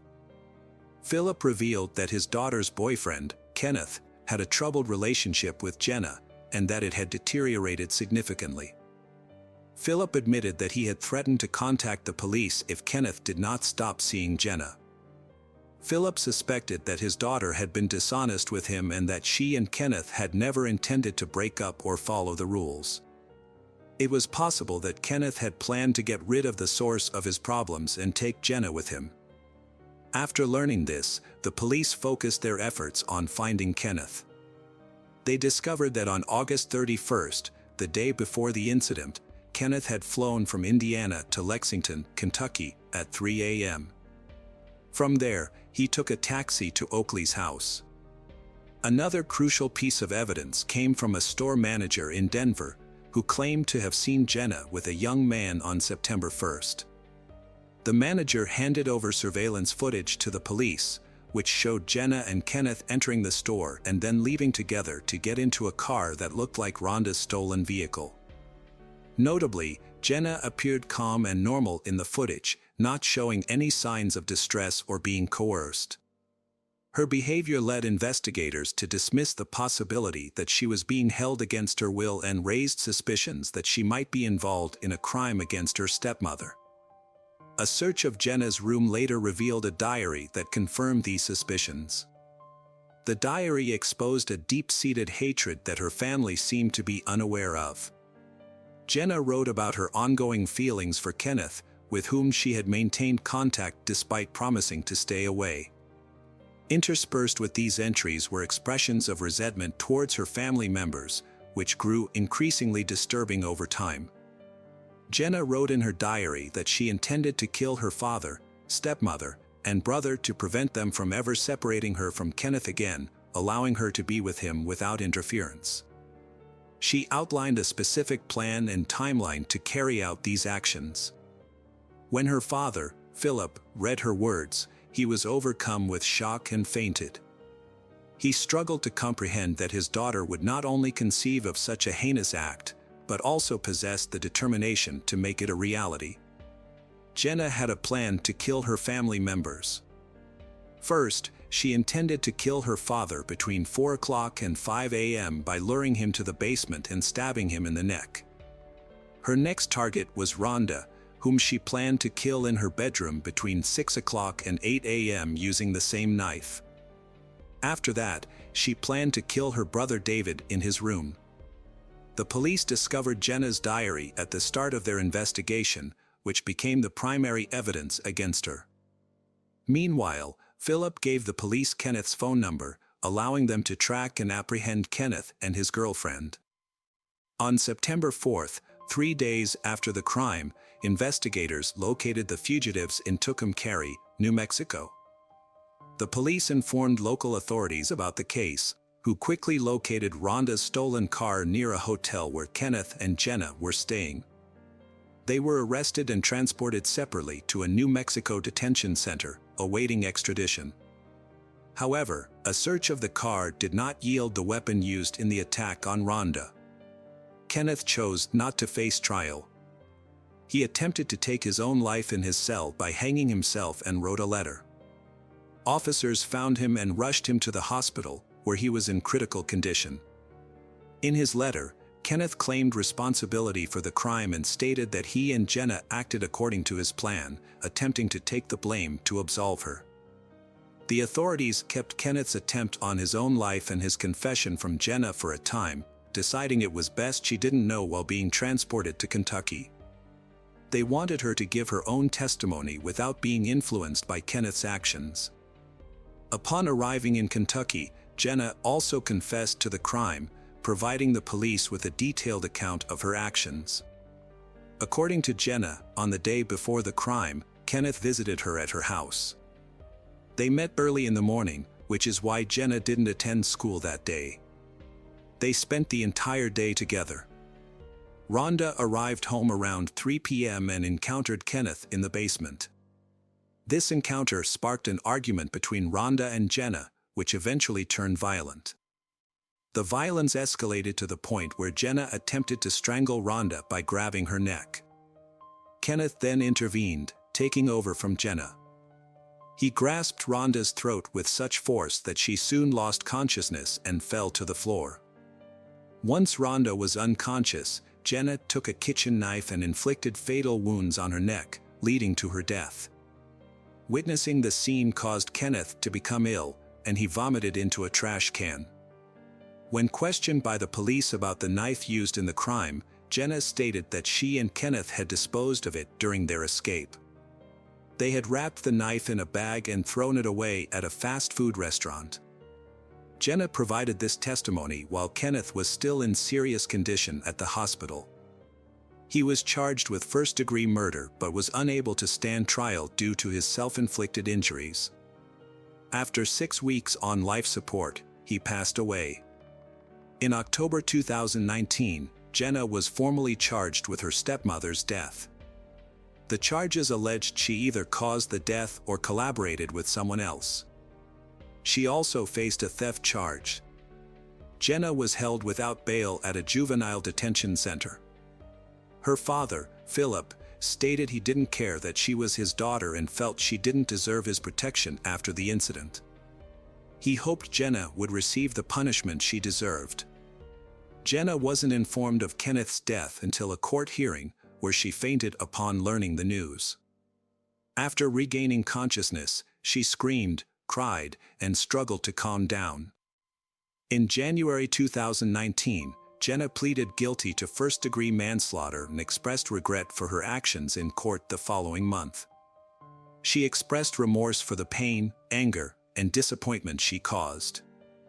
Upon learning of the plea deal, Philip expressed disappointment, stating that the system failed to prevent the crime against his wife. He claimed there were warning signs that Jenna was in trouble, but no one took action.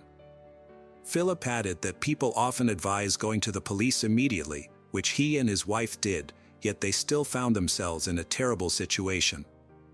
At the sentencing hearing in March, Susan Hooper, a mitigation specialist for the defense, explained that the defendant suffered from abuse, violence, neglect, and lack of basic human rights throughout her life. The lawyer questioned what could have driven a 15-year-old with no history of violence to commit such a crime. The lawyer noted that Jenna had no prior record, was respected by teachers and peers, and it was unclear what led her to take such a desperate step.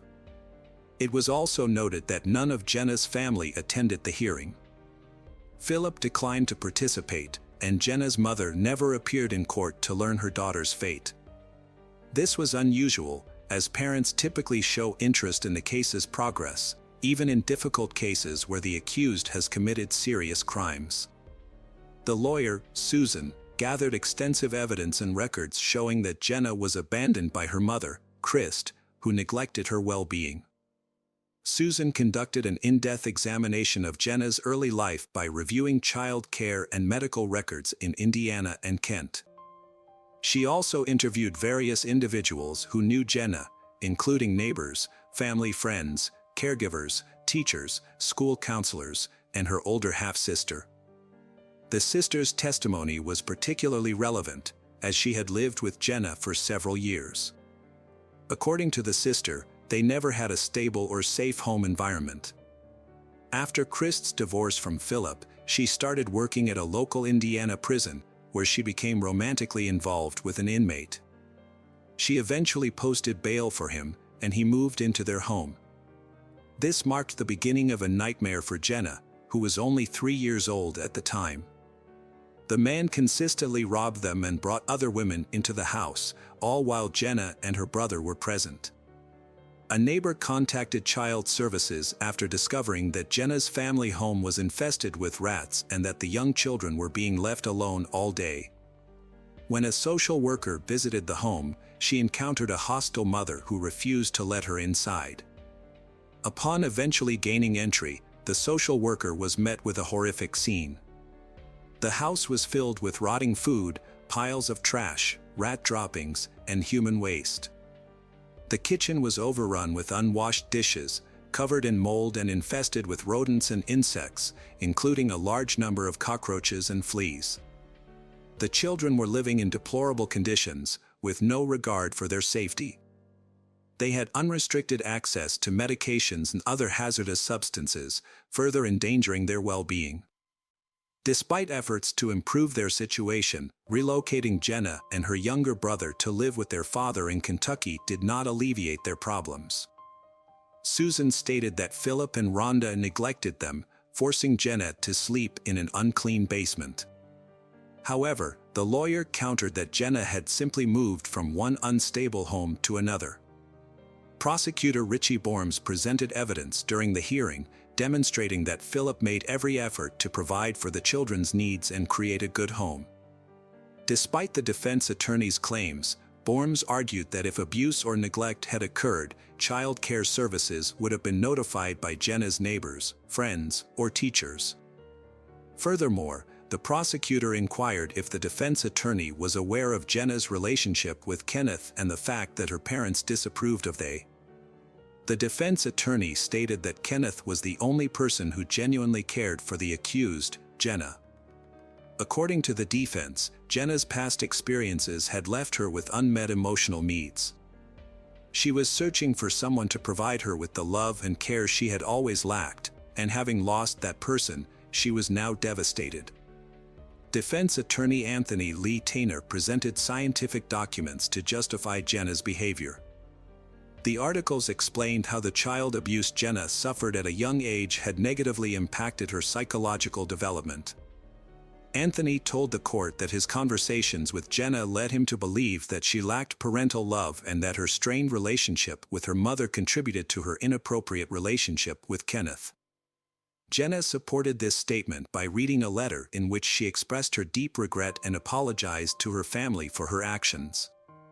She acknowledged the pain she had caused Rhonda's family and friends and claimed that she had since become a completely different person, distinct from the Jenna who committed the crime. When Philip stepped up to the podium, the atmosphere in the hall became tense. He and his daughter were visibly anxious about the impending conversation. Philip approached Jenna, looked her straight in the eye, and asked what had driven her to commit such a serious offense. He reminded her that as her father, he had always treated her with respect, and that Rhonda had never spoken ill of her or caused her harm. Philip explained that when they took Jenna in, it was to give her a better life, and that Rhonda had cared for her like her own daughter. However, Philip acknowledged that Jenna had been a challenging teenager, and that he and Rhonda had discussed sending her to a specialized institution to help her get back on track. Philip also shared his concerns about Jenna's relationship with Kenneth, describing him as a predator who had taken advantage of his underage daughter. Philip revealed that when he discovered Jenna and Kenneth were still in contact despite being forbidden from doing so, he reported Kenneth to the police and warned him to stay away from Jenna, threatening legal action if necessary. Philip turned to his daughter, visibly shaken. He condemned her crime as unforgivable, citing Rhonda's exceptional character as a wonderful woman and mother, unmatched by anyone. He emphasized how Jenna's actions had devastated not only Rhonda but also others. Philip then questioned why Jenna planned to harm him and her brother, arguing that she was not a victim, but rather someone influenced by circumstance. Despite this, he concluded by reaffirming his love for her, saying that regardless of her actions, she would always be his daughter. Jenna, overwhelmed, burst into tears, shouting at her father that she never felt part of the family and had never experienced his love. Following this outburst, the judge called for a recess to deliberate the verdict. On March 27, 2019, the verdict was announced. Jenna Oakley was sentenced to 15 years in prison, with 10 years for first-degree murder and 5 years for car theft. She would be eligible for parole in 2034. This case served as a reminder that justice, though sometimes delayed, ultimately prevails, and those who commit heinous crimes will face their due punishment. 40 years ago, an American teenager was found bludgeoned to death in a cemetery in New Jersey. Her face was so badly injured that it was impossible to identify her at the time. The American public began to refer to her as Princess Doe, the Jane Doe who had died too young. For 4 decades, her real name has been a mystery. Until now. Hi, and welcome to Mysterious 7. I'm Michael, and today's episode, I'm going to take you guys through the story of how Princess Doe was killed, how her identity was revealed, and how her killer was finally caught. Let's get right into it. Princess Doe was a previously unidentified American teenager from West Babylon, New York. She was found murdered in Cedar Ridge Cemetery in Blairstown, New Jersey, on the 15th of July, 1982. Her face had been bludgeoned beyond recognition. Her case gained national attention, and the public took a special interest in unraveling her story and finding answers. She became the first unidentified dead body to be entered into the National Crime Information Center. On the morning of Thursday, July 15, 1982, at around 8 a.m., gravedigger George Keyes discovered the body of a young girl in the rear section of the Cedar Ridge Cemetery in Blairstown, New Jersey. The body was found lying on its back, just over a steep bank that leads to a creek below. The victim's face had been beaten beyond recognition with a yet-to-be-determined object. Due to the significant decomposition of her body, even her eye color could not be confirmed. The young girl was dressed in a red short-sleeve shirt. A peasant-style skirt was found lying on top of the victim's legs. No footwear or undergarments were found. No conclusive evidence was found, but this was difficult to determine because of how much the body was decayed. A golden cross necklace was found tangled in the victim's hair. 2 earrings were found in her left ear. Red nail polish was found on the right hand only, and she had no surgical scars, distinct birthmarks, or tattoos. Scars or marks on the head or face area could not be known due to the condition of the body. Forensic anthropologists determined that the victim was not pregnant and had never given birth, and was most likely between the ages of 18 and 14 years old at the time of her death. Toxicology did not reveal any traces of drugs, but was not entirely conclusive because of the time elapsed between the death and the discovery of the body. It is believed that the body was discovered after 2 to 3 days, or possibly even weeks, of exposure to the elements. This was especially difficult to determine because of the hot and humid weather in the area at that time. The forensic examination indicated that the girl had attempted to fight back or defend herself from her attacker, as injuries indicating trauma to her hands and arms were visible. The girl's body was buried in the Cedar Ridge Cemetery, not far from where she was discovered in January 1983. Donated funds were used to pay for the victim's coffin and headstone. The headstone was engraved with the text, "Princess Doe, missing from home, dead among strangers, remembered by all."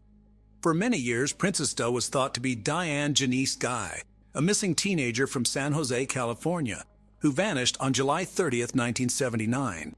This theory was propagated by several law enforcement officials in the state of New Jersey, who went as far as to hold a press conference identifying Diane Dye as Princess Doe.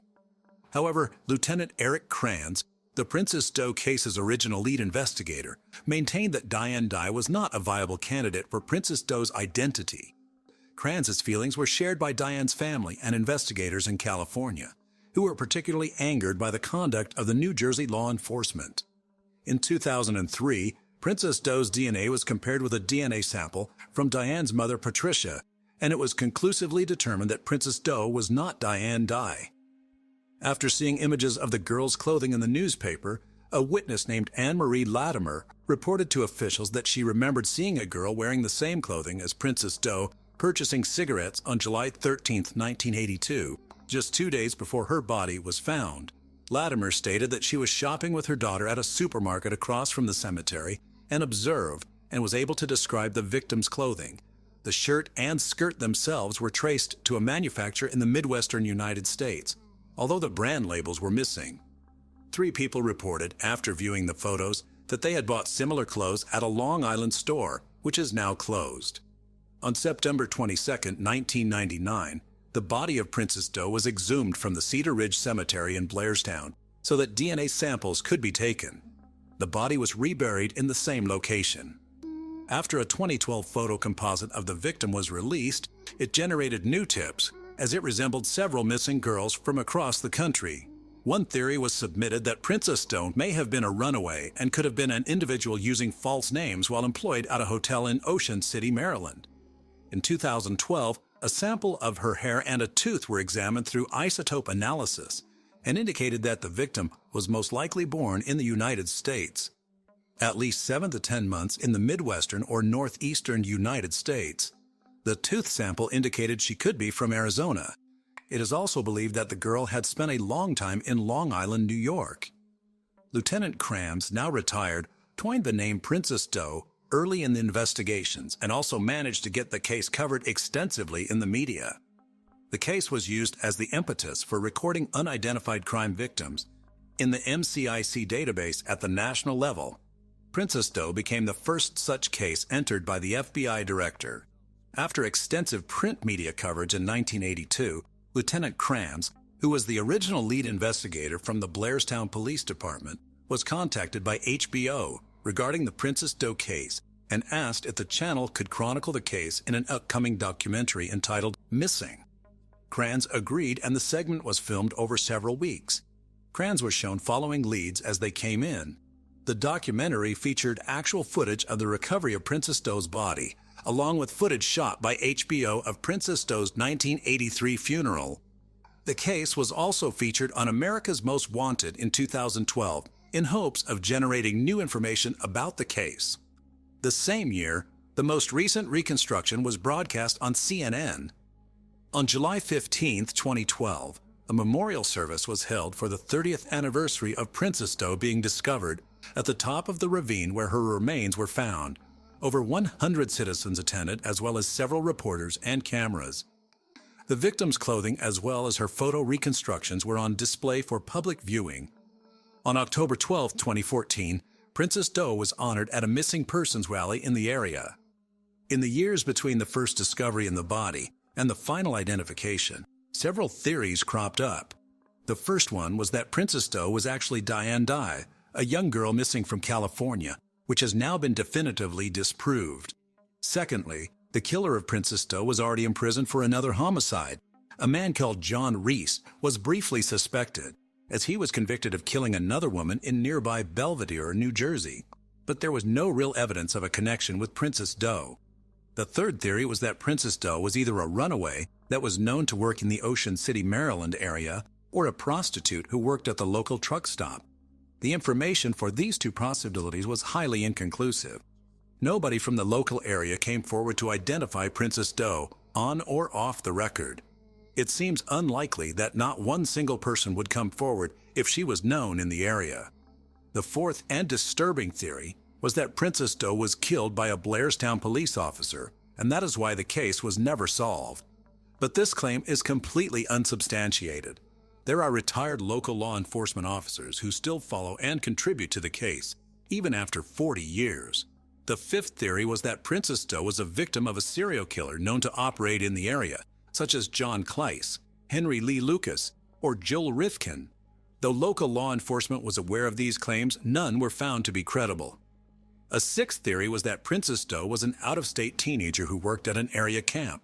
Again, this was never proven. And now we come to the seventh theory, that Princess Doe was killed by a man named Arthur Kinlaw. For many years, this was the most current theory. Many of the facts fit the case, and this theory was explored on the America's Most Wanted website.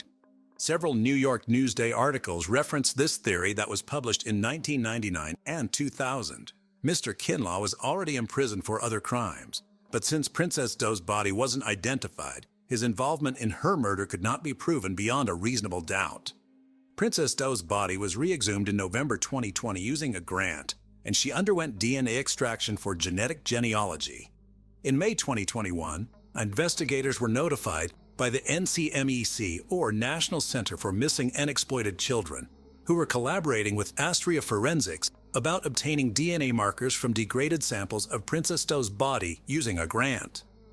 On June 18, 2021, investigators received the news that Astria Forensic agreed to extract DNA and construct a DNA profile. On February 10, 2022, Astria Forensics relayed to investigators that the creation of a DNA data file was successful. The results were sent to the NCMEC's consulting genealogist from Innovative Forensics Investigations. The managing officer was Jennifer Moore, who agreed to perform unlimited genealogy testing free of charge. On February 22, 2022, Innovative Forensics announced to investigators that they had found a candidate for Princess Doe. Investigators went to West Babylon, New York, where they met Robert Olenek Jr., Princess Doe's brother. They also collected a DNA sample from Princess Doe's sister, which mitotyping technology used to build a mitochondrial DNA profile. The Union County Prosecutor's Office Forensic Laboratory assisted by creating an STR DNA profile through the victim's sister's DNA sample. Mitotyping technology sent their results to the Union County Prosecutor's Office Forensic Laboratory, then sent both the mitochondrial DNA and STR DNA profiles through the University of North Texas Center for Human Identification. On April 29, 2022, the center identified Princess Doe as Dawn Olenek. Her identity was formally announced on July 15, 2022, the 40th anniversary of her discovery. Robert Olenek Jr. said that Olenek left their home at her mother's request, and she was never seen or heard from again. Way back in 1999, evidence came to light that Arthur and Donna Kinlaw may have been involved in Princess Doe's murder. Donna was arrested in California for attempting to commit welfare fraud by using the name Eliana, which was traced to a Long Island native. When the police questioned her, she gave them details about the murder of Linda, and her testimony put the Kinlaws behind bars. Donna gave details about 2 murders Arthur had committed, of 2 other female victims, who remain unidentified today. After Arthur was faced with a death sentence, Donna told authorities that Kinlaw had killed another woman, a sex worker, earlier in 1982. She told police that she was with Arthur in the cemetery and witnessed him commit the murder. Another report states that Donna Kinlaw said that in July 1982, her husband brought home a teenage girl, left home, and returned without her. He later apparently disposed of his clothing and cleaned his vehicle. Afterward, he threatened his wife, claiming if she did not attend her job, he would take her life, as he did to the girl he brought home. However, a lack of corroboration meant that Arthur Kinlaw was not charged. Lieutenant Stephen Spears, who worked on the case as a member of the Warren County Prosecutor's Office, from which he is now retired, stated that Kinlaw claimed responsibility for her death, but I have no physical evidence to confirm that. And without the identity of Princess Doe, I have no way of connecting the dots, so to speak, putting her in a place where he could have been or would have been at the same time. Spears also reported that he doubted the confession because the Kinlaws could not provide a name for Princess Doe, even though they claimed to have been with her for some time. Even though he questioned the credibility of their statements, Spears does not believe the victim was native to Long Island, New York. However, Donna Kinlaw was interviewed by a forensic artist who created a sketch of the girl she claimed to have met, which does resemble the most recent composite. Arthur Kinlaw remained incarcerated for 2 counts of second-degree murder. Following the 2022 investigation of Princess Doe as Dawn Olenek, Arthur Kinlaw was reconsidered as a suspect and later charged with Olenek's murder. Dawn Olenek was born on August 5, 1964. She had been a junior at Connequot High School in Bohemia, New York, where she had lived with her mother and sister, authorities said. But she soon moved out of the family home. According to her brother, she was thrown out of her home by her mom. She ended up getting killed in a cemetery, leaving no clue as to her real identity. But for more than 20 years, the name of her suspected killer was no secret. In 1999, the wife of Arthur Kinlaw, the convicted pimp who today is serving time for the murder of many other Long Island women, tied her husband not only to those deaths, but to the brutal slaying of the girl in the Blairstown Cemetery. In an interview with Newsday at the time, Donna Kinlaw recounted how her husband, in the summer of 1982, brought a girl of about 18 years old back to their Central Islip home. She told the newspaper as well as police that her husband left with the woman, but later returned home alone, appearing shaken. About 2 weeks later, according to Newsday, she read that police in Belvedere, New Jersey, had found the body of a dead girl who fit the description of the girl who was in their house that night. He kept saying, "What does it say? What does it say? Does it say who the person was who got killed?" She said her husband asked. From the story she read aloud to her husband, Donna Kinlaw told Newsday that she remembered that the New Jersey police named the dead girl Princess Jane Doe. Not long afterward, investigators exhumed her body to recover the murder victim's femur bone in hopes of using her DNA to identify her. And in fact, investigators acknowledged that Arthur Kinlaw confessed to the New Jersey murder in written statements dating back to 2005. But it was not until April of this year that Don Unearthed was positively identified. Arthur Kinlaw, now 68, is currently imprisoned in Sullivan County, New York, on 2 other first-degree murder convictions from 2000. Among them was a teenager he knew only as Linda in April 1984 in the Bronx, Newsday reported. "I strangled her with my hands," said Kinlaw. "She was hit about the head, by me, with a bat." Arthur Kinlaw has now been charged with 1 count of homicide as the result of the subsequent investigation, witness statements, and his confession of Olenik's murder. It is believed that after Don Olenik refused his demands to go into prostitution, he drove her to New Jersey. They both ended up in Blairstown, where Kinlaw murdered her in the Cedar Ridge Cemetery. Neither Olenik nor Kinlaw had a connection with the town. Kinlaw remains imprisoned at the Sullivan Correctional Facility in Fallsburg, New York. Investigators are now looking to piece together Don Olenik's movements in the time leading up to her death. The DNA Doe Project, also DNA Doe Project Incorporated, or DDP, is an American nonprofit volunteer organization formed to identify unidentified deceased persons, or commonly known as John or Jane Doe, by using forensic genealogy.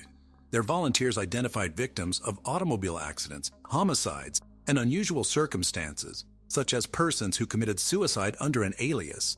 The group was founded in 2017 by Colleen Fitzpatrick and Margaret Press. Unraveling the mystery of Princess Doe has been a sensational success for genealogical DNA testing of exactly this kind. Sometimes the smallest things make the biggest impact, and for the case of Princess Doe, that was exactly what happened. A molar root weighing just 200 kilograms would hold the answers that had eluded investigators for close to 40 years. With the help of the National Center for Missing and Exploited Children, Princess Doe's molar and eyelash were submitted to Astria Forensics in 2021 for possible DNA extraction. What is so special about Astria is that they can extract DNA from samples that are degraded or otherwise would provide no value, said Carol Schweitzer, a forensic supervisor at NCMEC. "We knew that if anyone could get the information that was needed, Astria could. And they did." Kelly Kincaid, CEO of Astria Forensics, told NCMEC that they were lucky to find that the DNA was exceptionally well preserved and allowed for millions of pieces of information to be gathered to complete the DNA profile. This single DNA extract contained hundreds of millions of unique human DNA fragments, said Kelly.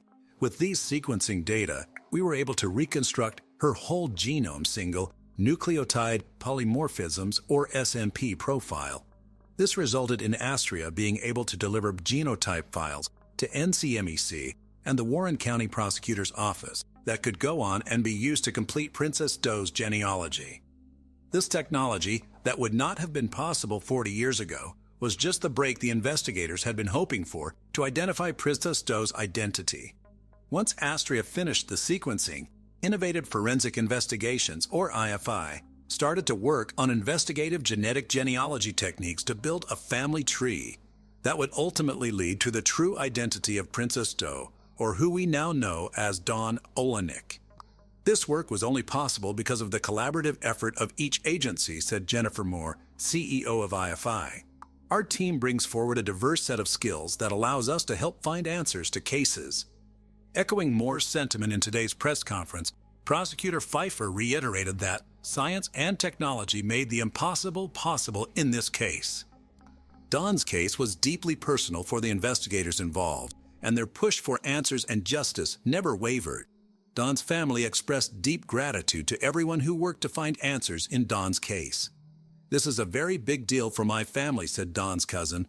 "I'd like to thank Blairstown for treating my cousin like she was one of their own. It touches our family deeply. My cousin is always in my heart," he said while tapping the photo of Don pinned to his chest. "Blairstown gave it their all and never gave up. We were greatly appreciative of that." Since Princess Doe was the first unidentified persons case to be entered into NCIC, the National Crime Information Center, by the director of the FBI, William Webster, on June 30, 1983, this was a historic moment for missing and unidentified persons that has continued to play a crucial role in investigations since. The entry in NCIC has remained current and alive until today, when she will be removed. The tenacity of law enforcement has never stopped, and they continue to pour resources and new technology into solving this case. And it's thanks to the collaboration between police authorities and genealogical DNA testing experts that Princess Doe was publicly identified on the 40th anniversary of the discovery of her body as Dawn Olenek. So, what do you guys think about this 40-year-old case finally getting resolved? Do you still have any theories about Princess Doe? Let us know in the comments section.